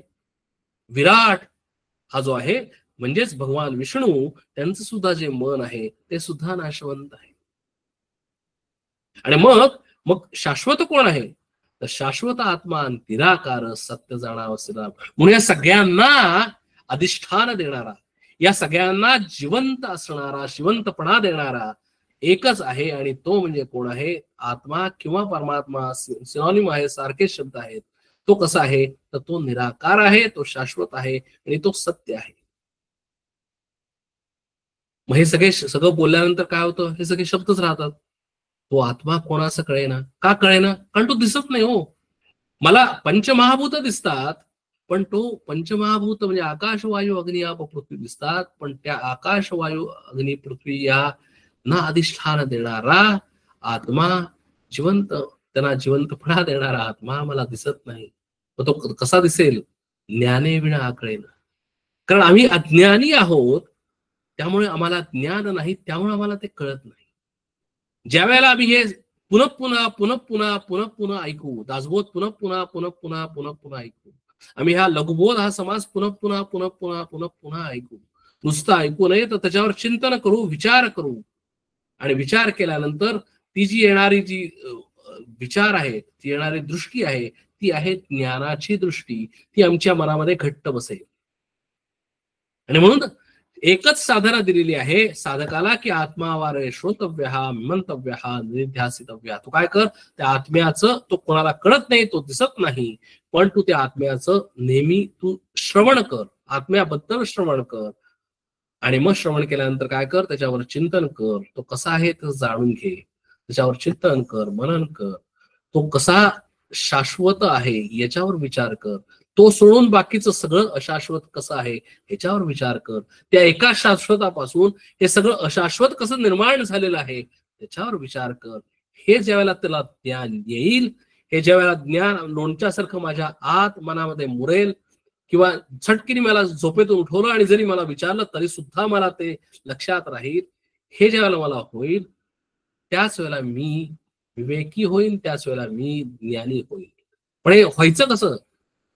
अतिशय सोपा समर्थ उपाय सांगतात. म्हणून या संत जना विचारावे श्रीराम. आणि समर्थ इथं स्पष्ट सांगतात हे ज्ञान, हे आत्म्याचं ज्ञान कुणीही कुणाला देऊ शकत नाही. हे आत्म्याचं ज्ञान द्यायला अतिशय कमी माणसं आज या जगामध्ये आहेत की ज्यांना आत्म्याचं ज्ञान आहे, ज्यांना आत्म्याचा अनुभव घेतलेला आहे. बाकीचे सगळे बोलणारे पोपट आहेत. मग कुणाला तू विचार? संत जनांना विचार. संत कोण आहेत? संत कुणीही सांगत येणार नाहीत की मी संत आहे, मी संत आहे, मला संत म्हणा. संत हा संतच आहे. संत हा मनानी संत आहे, हा शरीरानी संत नाही. म्हणून आमच्या संतांना सुद्धा छळलेलं आहे. संतांना संतपण ते गेल्यानंतर मिळालेलं आहे. बघा, संतांना संतपण जर त्याच वेळेला दिलं असतं तर अहो आमच्या संतांना एवढा छळ केला असता का कुणी? आमच्या संतांना ज्यावेळेला त्या शरीरात होते त्यावेळेला इतकं छळलं या समाजाने. आणि ज्यावेळेला त्यांनी शरीर सोडून दिल्यानंतर आम्ही त्यांच्या पालखी घेऊन आम्ही डोक्यावर घेऊन नाचतोय. कारण का? की आम्हाला खरा संत ओळखता येत नाही. म्हणून तो संत ओळखावा आणि मग त्याला विचारावं. विचारता सज्जनासी ते म्हणती की अविनाशी. म्हणून जे सज्जन आहेत तेच संत आहेत आणि जे संत आहेत तेच सज्जन आहेत. आणि मग तेच तुला सांगतील की ते अविनाशी कोण आहे आणि आत्मा हा अविनाशी कसा आहे. जन्म मृत्यू आत्मेयासी बोलोच नाही श्रीराम. म्हणून सांगितलं की अरे आत्म्याला जन्म आणि मृत्यू नाहीच, बाकी सगळ्याला जन्म मृत्यू आहे. तो एकच वस्तू अशी आहे. म्हणून आत्म्याला वस्तू म्हणलेलं आहे. एकच वस्तू अशी आहे की त्याला जन्म मृत्यू नाही. निराकारी भासे आकार आणि आकारी भासे निराकार, निराकार आणि आकार विवेके ओळखावा श्रीराम. म्हणून अहो निराकारी भासे आकार म्हणजे मी स्वतः सच्चिदानंद आहे, मी स्वतः आत्मस्वरूप आहे. पण मी बघताना, मला दिसताना, मी दिसताना कसा दिसतोय? मी विवेक दिसतोय. मी दिसताना कसा दिसतोय? या रूपानु दिसतो आहे. म्हणूनच म्हणलं की निराकारी भासे आकार, की जो निराकारी आहे पण त्याला आकार निर्माण झाला आणि भासलं की अरे हा स्वतः आकारमय झालेला आहे, त्या आत्म्यानं आकार घेतलेला आहे. आणि आकारी भासे निराकार म्हणजे आहे आकार पण ऍक्च्युली कसा आहे? तो निराकारच आहे. म्हणजे बघा, आहे या शरीरातच पण शरीरात असताना तो निराकारच आहे आणि शरीरात नसताना सुद्धा तो निराकारच आहे. म्हणून निराकारी भासे आकार आणि आकारी भासे निराकार हे ज्यावेळेला मला समजेल त्यावेळेला तो निराकारी आणि आकार विवेकी ओळखा श्रीराम. तर समर्थांनी स्पष्ट सांगून सांगितलं की ह्या माणसाकडे बघताना, म्हणजे समजा तुम्ही एक प्रत्येक माणसाकडे बघा, स्वतःकडे बघा, या सृष्टीमध्ये कुणाकडेही बघा, पाहताना दृष्टीला, या स्थूल दृष्टीला काय दिसणार? आकार दिसणार.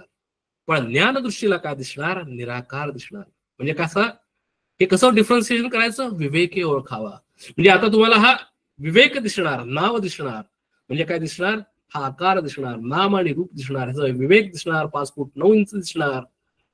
असं जरी दिसलं, हे स्थूलानं दिसलं, स्थूल रूपानं दिसलं, या चर्मचक्षूंना तुम्हाला प्रत्ययाला आलं, अनुभवाला आलं, परंतु ह्या आकाराच्या आत किंवा या आकाराचं खरं स्वरूप काय आहे? निराकार आहे. हे आकार तात्पुरता आहे, टेम्पररी आहे, आणि निराकार हे शाश्वत आहे. हे कसं ओळखायचं? विवेक हे ओळखावे. आणि मग काय सांगितलं? नुसतं ओळखून थांबू नका. निराकार जाणावा नित्य. जो निराकार आहे तो नित्य आहे. आकार जो आहे तो अनित्य आहे. निराकार आहे तो शाश्वत आहे, आकार आहे तो अशाश्वत आहे. जो निराकार आहे तो सार आहे, जो आकार आहे तो असार आहे. आणि म्हणूनच याला विवेकाला सांगितलं की या सबोलीचे नित्यानित्य विचारणाश्रम. ह्यालाच नित्यानित्य विचार म्हणजे नित्य काय आणि अनित्य काय याचा विचार करणे म्हणजेच याचा विवेक करणे. सारी भासे असार आणि असारी भासे सार, सारासार विचार शोधून पाहावा श्रीराम. अहो ह्याच्यामध्ये सार काय आणि असार काय? सार हे आत्मा आहे जो निराकार आहे, आणि असार काय आहे? हे शरीर आहे, ही प्रकृती आहे, ती असार आहे. म्हणून सारी भासे असार आणि असारी भासे सार, सारासार विचार शोधून पाहावा श्रीराम. म्हणून सारासार विचार करावा आणि शोधून काढावं. पंचभूतिकते माईक परंतु भासे अनेक आणि आत्मा एक व्यापून असे श्रीराम. म्हणून पंचभूतिकते माईक, माया म्हणजे काय? माया माया माया माया आम्ही जे म्हणतो, आम्ही सर्वजण मायेत आहोत, आम्ही सर्व मायेनी बनलेले आहोत. माया अतिशय माईक आहे असं ज्याला मी म्हणतो. म्हणजे काय? अहो पंचमहाभूतामध्ये आहे. पंचमहाभूत म्हणजेच माया आहे. पंचमहाभूत हीच माईक आहेत. त्या जरी एकच असतील तरी ते वेगवेगळे भासतात, परंतु भासे अनेक आणि आत्मा एक व्यापून असे श्रीराम. म्हणून हे आकाश, वायू, अग्नी, आप आणि पृथ्वी हे जरी 5 असले तरी ते एकच आहेत. आपण मागच्याला बघितलं की एकापासूनच उरलेले तयार होतात आणि बाकीचे उरलेले शब्द 5 हे कोलॅप्स होत होत होत एकाच ठिकाणी येतात. म्हणजे फायनली एकच आत्मा आहे. त्या एकाच आत्म्यापासून सर्व निर्माण झालेलं आहे आणि निर्माण झाल्यामुळेच ते समाला सगळीकडे विविधता दिसते आहे. हे सगळी सृष्टी आम्हाला सगळी विविध दिसते आहे, पण त्या विविधतेच्या पाठीमाग एकच आत्मा आहे हे आम्ही कधीही विसरता कामा नये.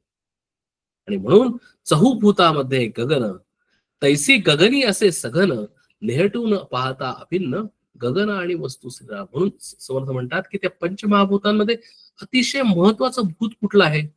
तर गगन म्हणजे आकाश हे सगळ्यात सूक्ष्म असं एक ते भूत आहे की ज्या एकापासून सर्व भूत निर्माण झालेली आहे. हे आम्हाला सुद्धा म्हणतात की नाही, आम्ही सुद्धा भूतच आहोत. शाळेमध्ये किंवा आई वडील आम्हाला कधी की भूतासारखं वागू नकोस, म्हणजे थोडक्यात काय की तू कसाही वागू नकोस.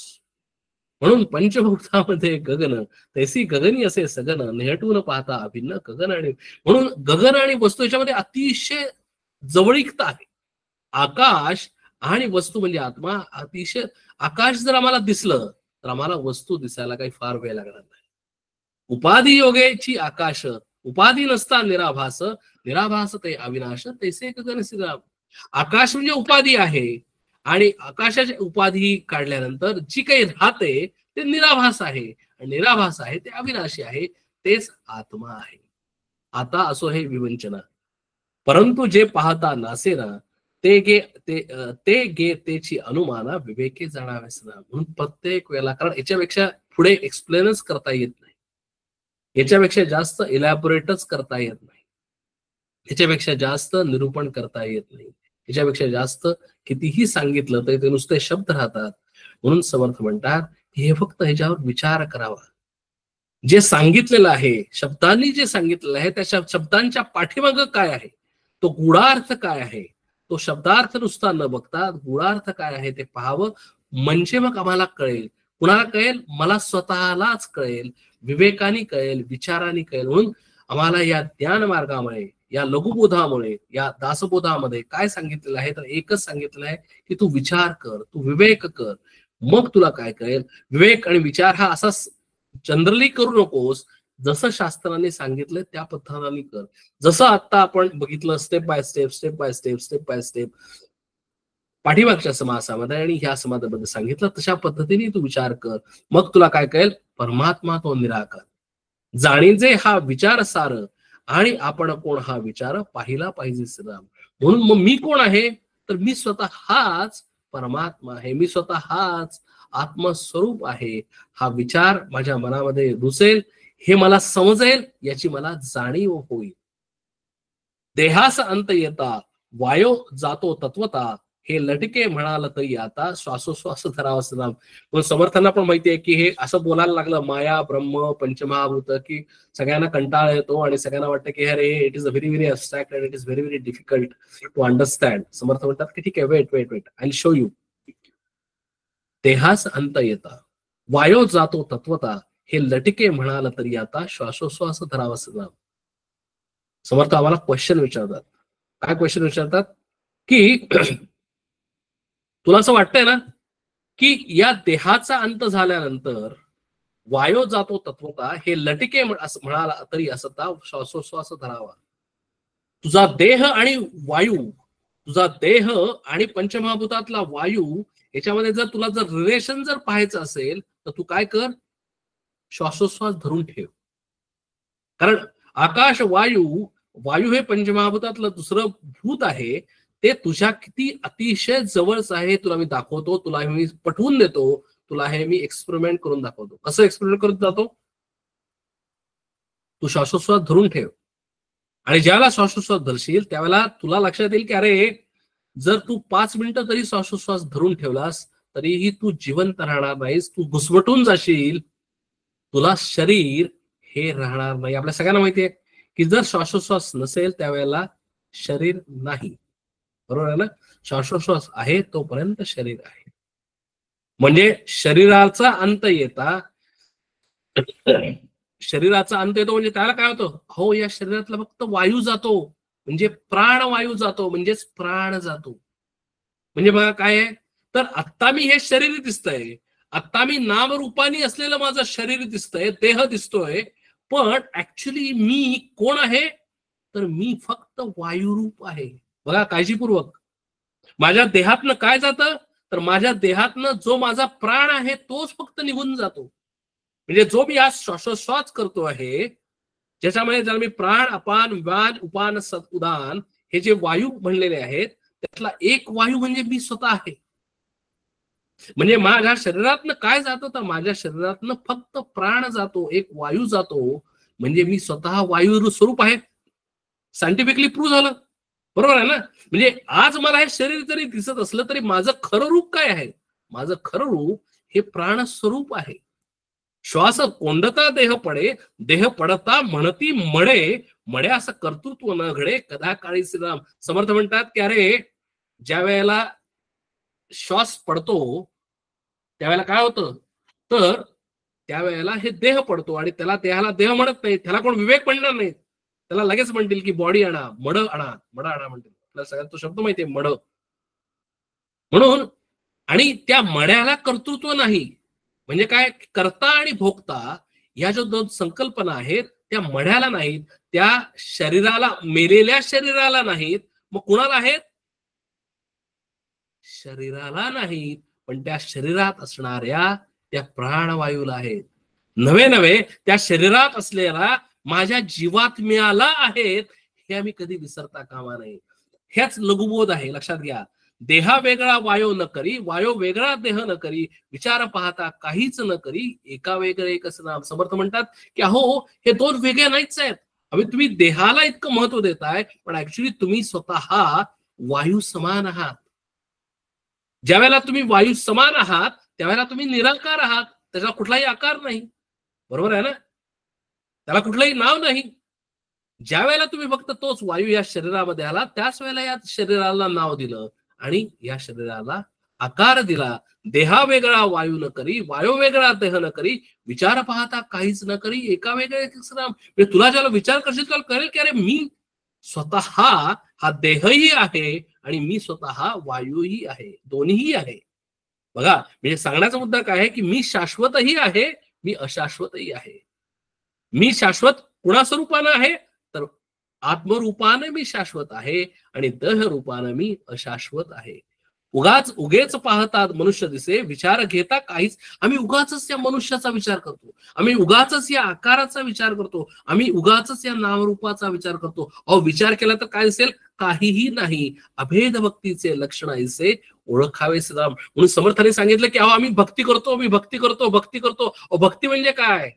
अभेद भक्ती हीच आहे. आणि अभेद भक्ती म्हणजेच आत्मनिवेदन भक्ती आहे. आणि अभेद भक्ती, आत्मनिवेदन भक्ती म्हणजे मी स्वतः आकार स्वरूप आहे आणि मी स्वतः निराकार स्वरूप आहे.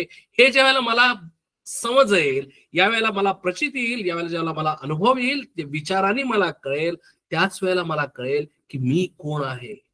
त्यावेळेला मी कधीही म्हणणार नाही, मी फक्त म्हणेन शिवोहम शिवोहम आत्मषटकम. लक्षात असेल तर ते वाचा परत एकदा किंवा ऐका परत एकदा. आम्हाला कळेल की मी कोणी नाही, मी शरीर नाही, मी मन नाही, मी गुरु नाही, मी गुरु शिष्य नाही, मी फक्त शिवोहम शिवोहम. हीच आहे ती अभेद भक्ती आहे. आणि मग जर अभेद भक्ती असेल तर करता आपण असे म्हणावे तरी आपले इच्छेसारखे व्हावे, इच्छेसारखे न मानावे अवघेच. म्हणजे मग जर वायुस्वरूप असेल, मी जर वायुस्वरूप असेल तर मी करता कुठे येतो? करताही नाही, मी भोगताही नाही, मी करणाराही नाही आणि मी भोगणाराही नाही. आणि म्हणून ते म्हणतात की म्हणून करता नव्हे की आपण, तेथे भोगता कैसा कोण, हे विचारावे लक्षण अविचारे न घडे. म्हणून विचारानेच हे कळेल की मी कोण आहे. मी करताही नाही, मी भोगताही नाही. म्हणून म्हणतात की राम करता राम भोगता. मी काय आहे? मी फक्त रामाचा सेवक आहे. रामाचा सेवक म्हणून मी या शरीरामध्ये आलेलो आहे. जे रामानं मला सांगितलेलं काम आहे ते मी फक्त म्हणजे व्यवस्थित करणार आहे, 200% मनापासून करणार आहे. आणि ज्यावेळेला माझं रामाचं काम संपेल, रामच करता आहे, रामच भोगणार आहे, रामच या शरीराचा सर्व आहे. ज्यावेळेला हे शरीर पडेल त्यावेळेला मी स्वतः रामस्वरूप होणार आहे. हे विचाराचे लक्षण.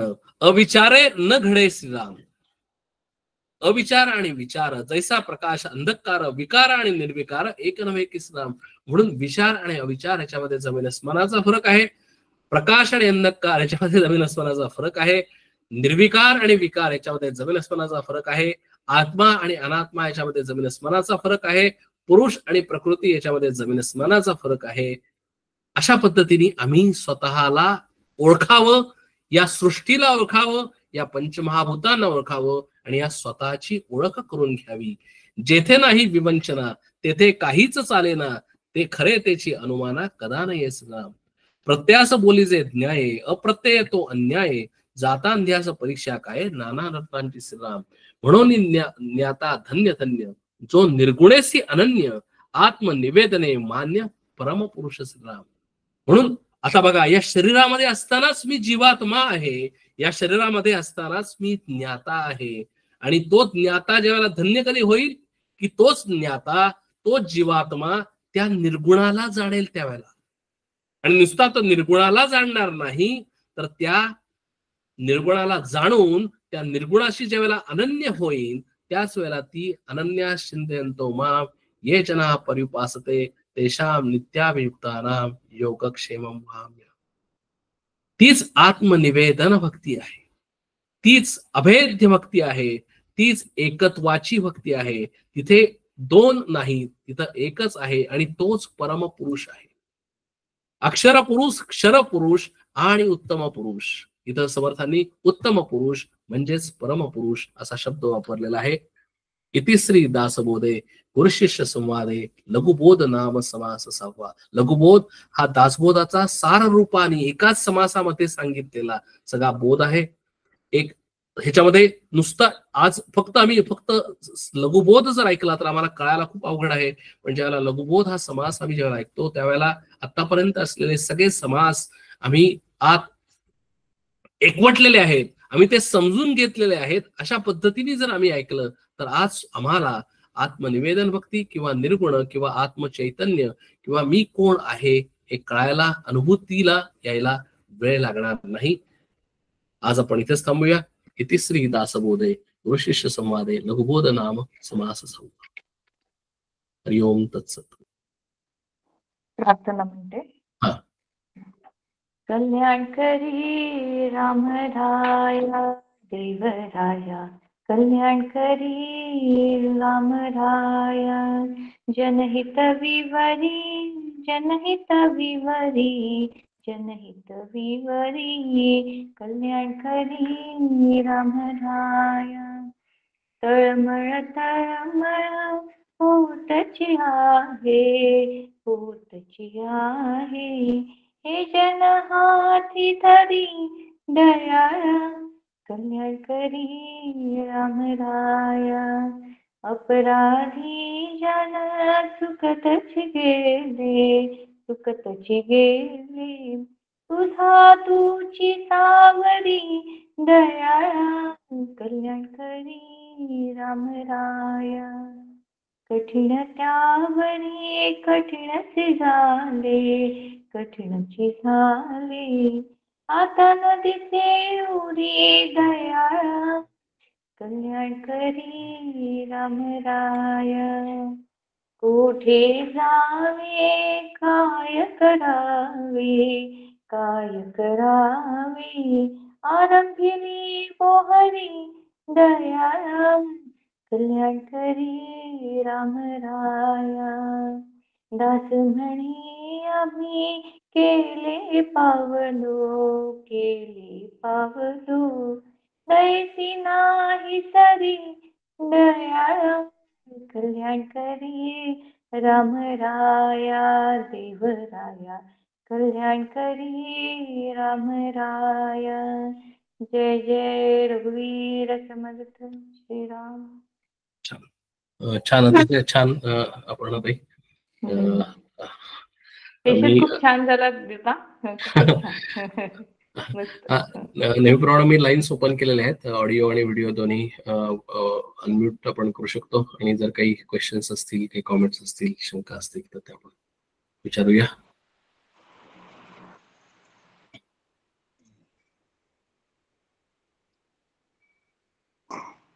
आरतीताई, बऱ्याच दिवसातून. होय, काही कार्यक्रम जरा बाहेर गावी गेल्यामुळे राहिलं. फारच आज म्हणजे आज खूपच छान वाटलं, आणि आजचा समास इतका महत्वाचा वाटला ना, आणि किती सुंदर आणि किती सोपं सांगितलं तुम्ही की शिवोहमचा आज अर्थ कळला. नुसतं आपण निर्वाण षटक वगैरे वाचतो किंवा शंकराचार्यांचं हे करतो, पण त्याचा अर्थ आत्ता अगदी परफेक्ट कळला की शिवोहम. आणखीन किती सुंदर, म्हणजे त्याच्यात शाश्वत आणि अशाश्वत आपण किती उलट समजतो आपल्या आयुष्याला, पण ते सोडलं तर आपल्याला पुढचं म्हणजे जे खरं स्वरूप आहे आत्म्याचं ते कळेल, आणि आत्मा किंवा परमात्मा हेच सत्य आहे.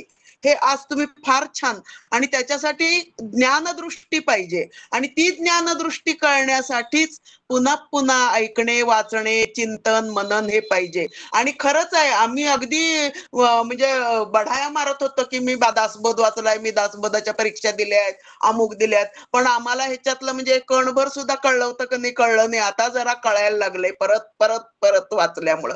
त्यामुळे हे परत परत रोज एक, आमचे गुरु पण म्हणायचे की रोज दासबोधाचा एक तुम्ही समास वाचलाच पाहिजे. ते आत्ता म्हणजे आता या तुमच्या म्हणजे विश्लेषणानं, निरूपणानं त्याच्यातला गूढ अर्थ कळायला लागलाय. नाहीतर वाच्यार्थ आणि नुसता लेखार्थ असंच आपण बघत होतो, पण त्यांनी जो आपल्याला ज्या अर्थ कळायला पाहिजे हा आत्ता कळायला लागलाय. नाहीतर आपण नुसतं आपल्याप्रमाणे आपण प्रत्येक गोष्टीचे अर्थ घेत होतो. आणि इतकं म्हणजे तुम्ही किती सुंदर सांगितलं की आपण कसं वायू समान आहे, श्वास रोखले, प्राणवायू गेला की संपलं आपलं. पण आपण त्याच्यामध्ये म्हणजे देह हा अशाश्वत आहे, पण आत्मरूपानं आपण शाश्वत आहोत.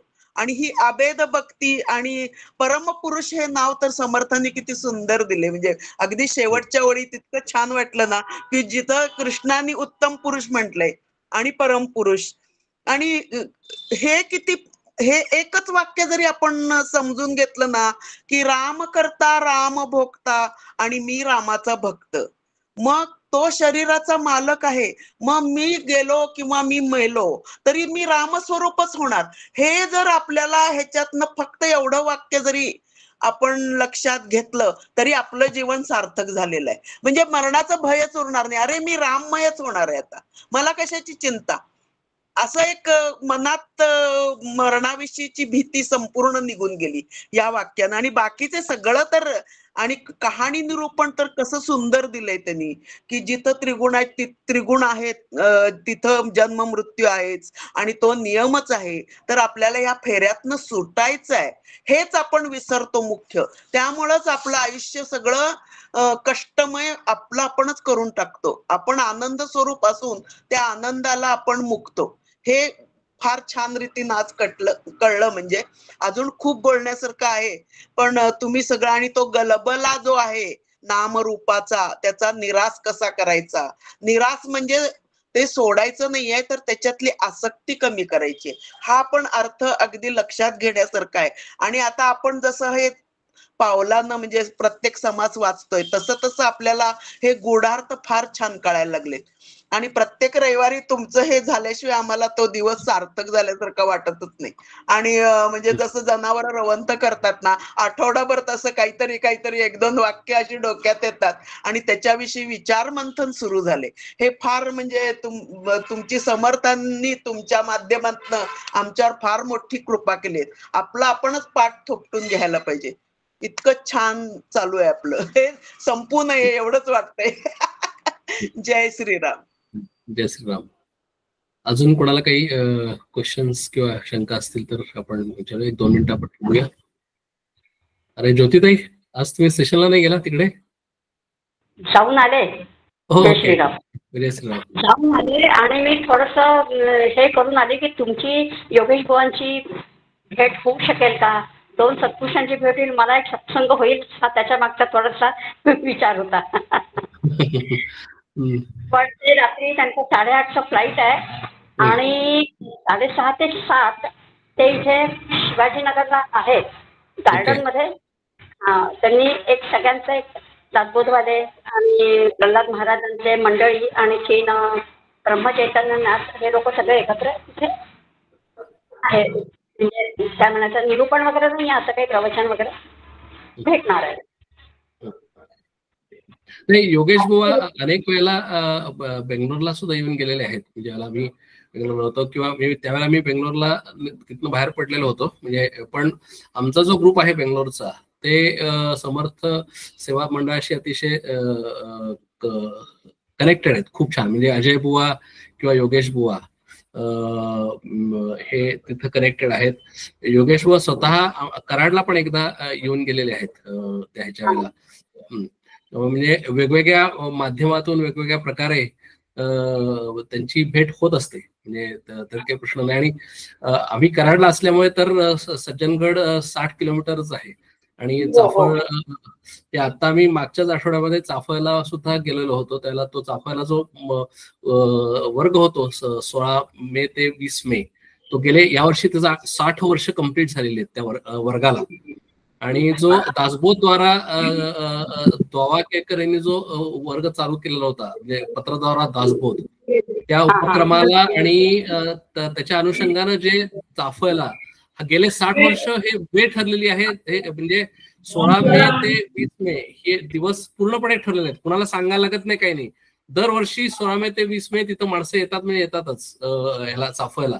आणि मग तो वर्ग होतो. त्या वर्गाला सुद्धा म्हणजे आई बाबा सुद्धा अनेक वेळेला मार्गदर्शक म्हणून तिथं गेलेले आहेत. तेव्हा म्हणजे समर्थ सेवा मंडळाशी आम्ही वेगवेगळ्या पद्धतीने कनेक्टेड आहोत, त्यात काही प्रश्नच नाही. म्हणजे समर्थांशी आहे आणि समर्थ सेवा मंडळाशी आहे, कारण सगळ्यांचं वेगवेगळ्या प्रकारे वेगवेगळ्या माध्यमातून एकच कार्य चालू आहे, त्यात काही म्हणजे प्रश्नच नाही. सगळेजण सगळ्यांचा उद्देश एकच आहे की जेणेकरून समर्थांचं जे कार्य आहे ते म्हणजे आता अपर्णाताईंनी जे आता पहिल्यांदा अभंग म्हणला, त्यांनी त्यांचं आता परवाच ह्याच्यावर त्या सज्जनगडावर गेलेल्या होत्या. त्यांना कल्याण स्वामी पुरस्कार यावेळेला योगेश स्वामींच्याकडूनच मिळालेला आहे.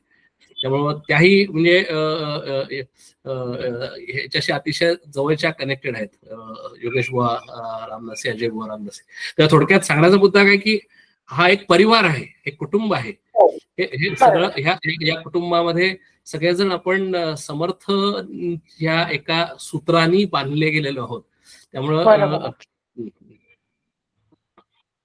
तेच पुण्याच्या अपर्णा कुलकर्णी आणि धनंजय कुलकर्णी म्हणून आहेत, त्यांनाही परवा पुरस्कार मिळाला. माझ्या म्हणजे ह्याच्यावर आले ते, त्या ओळखीचे आहेत. ते आपलं जे वाल्मिकी रामायण त्यांनी नंतर सांगितलं बघा, योग वशिष्ठ नंतर, त्यांच्या मिस्टरांनाही परवा मिळाला पुरस्कार. त्यांचं व्हॉट्सअपवर याच्यावर आलं होतं फोटो, मला माझी त्यांची थोडी ओळख आहे. तर हे दादा हे प्रत्येक 16 मे ते 20 मे असतं सापडला. हो हो हो. 60 वर्ष झाली त्याला. हे कधीही खंड पडलेलं नाही. अरे वा, पुढच्या वर्षी प्रयत्न करीन. मला एवढं डिटेल माहित नव्हतं. हो नाही, म्हणजे कसं आहे की जे दासबोधाच्या पण वेगवेगळ्या परीक्षा आहेत ना, तर त्याच्या सुद्धा परीक्षेच्या संदर्भात अपर्णा सगळ्यांना जरा थोडस वेगवेगळ्या परीक्षेबद्दल जरा सांगणार का? I may not be up to date, पण चालेल. जय श्रीराम. तर समर्थ विद्यापीठाच्या परीक्षा आहेत, ज्या समर्थ बोध, साधक आणि प्राज्ञ आणि मनोबोध अशा 4 परीक्षा समर्थ विद्यापीठ दरवर्षी कंडक्ट करते, की ज्याच्याने आपला अभ्यास व्हावा. कारण आपण नुसतं वाचतो पण त्याचा गूढार्थ आपल्याला माहिती नसतो, आणि समर्थाचा प्रचार आणि प्रसार व्हावा हे त्याच्या मागचं उद्दिष्ट, आणि ते आचरणात यावं हा त्याचा मागचा आहे. आता समर्थ बोध, साधक आणि प्राज्ञ अशा 3 लेवलच्या परीक्षा आहेत. आणि या सगळ्यात म्हणजे इतकं समर्थांचं अफाट वाङ्मय आहे की जे समुद्र, त्याच्यातले आपण 3-4च थेंब आपल्याला माहितीये, बाकी तर अथांग सागरच आहे. तर तो माहिती व्हावा आणि तो आत्मसात करावा, याचा हा उद्देश समर्थ विद्यापीठ करत आहेत. आणि खूप छान पद्धतीने तो डिझाईन केलेला आहे. मग समर्थांच्या आरत्या आहेत, स्फुटकाव्य आहेत, भीमरूपी स्तोत्र जे त्यांनी 13 लिहिलेली आहेत ती आहे, जे आपल्याला एकच माहिती होतं. आणि मला तर काही माहिती नव्हतं, पण जेव्हा अभ्यास करायला लागला तेव्हा मला अचंबित झालं की समर्थांनी एवढं लिहून ठेवलेलं आहे, आणि त्याचा अभ्यास करायचा हे मला मिळाला चान्स, आणि ती समर्थांची कृपा समजावी.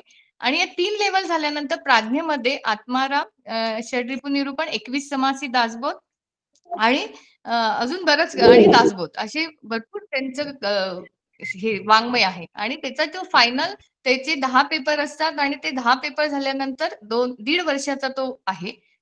समर्थ बोध हा 3 महिन्याचा आहे. नंतर साधक जो आहे हा 5 स्वाध्याय आहे, आणि प्राज्ञेचे 8 स्वाध्याय, आणि त्यानंतर 2 स्वाध्याय जे फायनल पेपर मध्ये येतात. आणि त्याच्यानंतर त्याच्यावर लिहिलं जातं. आणि तो अभ्यास करताना जी अनुभूती समर्थ आपल्याला देतात ती घेण्यासारखी आहे. तो म्हणजे मार्क नॉट मॅटर, पण तो अभ्यास जो आपण करतो तेव्हा समर्थ असे दिसतात आपल्याला करून घेताना, तो सगळ्यांनी तो अनुभव घ्यावा अशी माझी तरी इच्छा आहे. म्हणजे ती समर्थ कृपेने ती सगळ्यांनी करावी अशी सगळ्यांना सांगते. तर हा अभ्यास फार सुंदर आहे, तर सगळ्यांनी तो करावा. ताई ह्याला काय वयाची अट आहे का? वयाची अट नाहीये. समर्थांनी वयाची अट ठेवली नाहीये. कारण मध्यंतरी कोणीतरी एकाने परीक्षा दिल्या तर त्यांनी सांगितलं की एवढ्या 60 वयापर्यंतच देता येतात, असं काहीतरी मला कोणीतरी सांगितलं. ती नाहीये, ती सखोल दासबोध सखोलचा जो आहे ना, तो त्याच्यासाठी आहे फक्त. ओके. 5 ते 8 वर्षाचं. ओके. कारण का की दासबोध सखोल हे 3 परीक्षा पास झाल्यानंतर मग दासबोध सखोल घेता येतो. आणि बरोबर. म्हणजे दासबोध सखोलला हे प्रिरिक्विजिट आहे की या सगळ्या तुम्ही परीक्षा पास केल्या पाहिजेत, आणि मग दासबोध सखोलला जॉईन केलं पाहिजे, आणि मग त्याला मग तो 5 वर्ष 8 वर्ष चालतो तो. आणि त्याच्यामध्ये कसं आहे की माझ्या पत्रद्वारा दासबोधाच्या 3 परीक्षा झाल्यात, आणि 3 वर्ष मी बॉम्बे सेक्शनचं समीक्षण पण केलेलं आहे. मग तुम्हाला पण सखोल दासबोध देता येईल, तुम्हाला पण सखोल दासबोध मध्ये करता येईल, पण त्याला वयाची अट आहे. अच्छा. किती? ती बहुतेक 50-58 काहीतरी आहेत एंट्री अशी आहे. मला एक्झॅक्ट डिटेल माहिती नाहीये, पण 50च्या 58च आहे बहुतेक त्याची. मला तेच कळलं, म्हणूनच मी तुम्हाला आता विचारलं. तुम्ही एक काम कराल का, आपल्या ग्रुपवर सगळी डिटेल माहिती आणि तुमचा नंबर द्याल का, म्हणजे कुणाला जर इच्छा असेल तर तुमच्याशी कॉन्टॅक्ट करू शकतील. चालेल हा चालेल. चालेल. आणि पिक्चर मध्ये या की म्हणजे आम्ही बघू चेहरा. 1 मिनिट. 2 मिनिटं. सगळ्यांना नमस्कार. नमस्कार. नमस्कार. मध्ये आपल्या जे कल्याण स्वामी पुरस्कार मिळाल्यानंतर सगळ्यांनी जे अभिनंदन केलं ते ह्याच म्हणजे आताच मागच्या आठवड्यात त्यांना योगेश बुवांच्या हस्ते तो सत्कार झाला कल्याण स्वामी पुरस्कार त्याच म्हणजे अपूर्णाताईंना बघून मला म्हणावं असं वाटलं एकदम आता ना सुंदर ते ध्यान.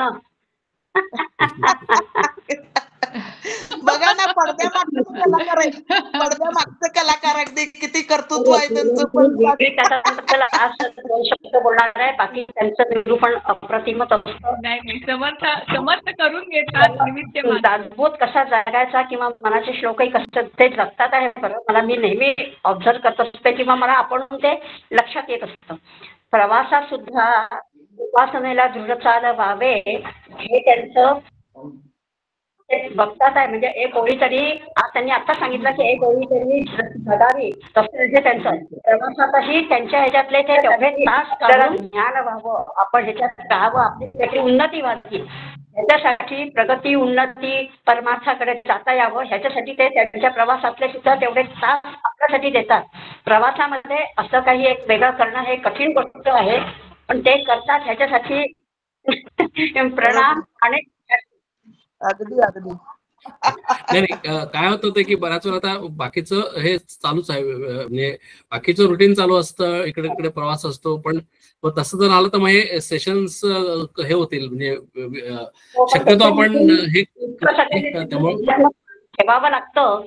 हे निरूपण करतानाही किती शांतचित्ताने त्या ओळीनुसार त्या ह्याच्यानुसार सगळं सांगणं, पुन्हा कुठेही मागे पुढे न होणं, शब्दांची कुठेही घालमेल न होणं, सगळे शुद्ध मराठी शब्द येणं, मला ह्याचं फारच कौतुक वाटलं.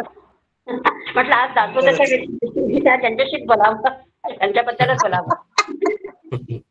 छान झाला, दर्शन झाला, त्यांचं निदान चेहरा तरी कळला. दादा एकदा कधी गेट टुगेदर करावं दादा. एकदा गेट टुगेदर करूया आपण सगळे प्रत्यक्ष भेटू. हो नाही करूया. मला वाटतं की तुम्हीच कोणीतरी पुढाकार घ्या आणि मग सगळेजण कुठलं तरी एखादं ठिकाण ठरवावं आणि मग आपण तिथं भेटू शकतो. विवेक दादांना म्हणायचं की तुम्ही इथे कार्यक्रम ठरवा, इथे 2-3 मंडळ आहेत, आपण हे करू शकतो, इथे या, सहल होईल आणि भेटी होईल. बघूया समर्थांच्या जसं मनात असेल तसं होईल. आय थिंक काही करायचं नाही. मला तेही देणारे, स्फूर्ती देणारे तेच आहेत ना, वधवून घेणारे तेच आहेत. बाकी शिवहम जे आहे अर्थसकट मी हे केलेलं आहे, त्याचा अर्थ समजून, आणि अनेक वर्ष झाले मी रात्री झोपण्यापूर्वी म्हणते. हो, आमच्या गुरु संप्रदायात पण आहे ते, त्याचा अर्थ वगैरे पण आहे, पण प्रत्येकाच्या बोलण्यातनं वेगळे वेगळे शब्द वेगळे वेगळे म्हणजे हे होतात ना, त्यामुळे अजून ते खोलवर रुजतं छान. चला, जय श्रीराम. जय श्रीराम.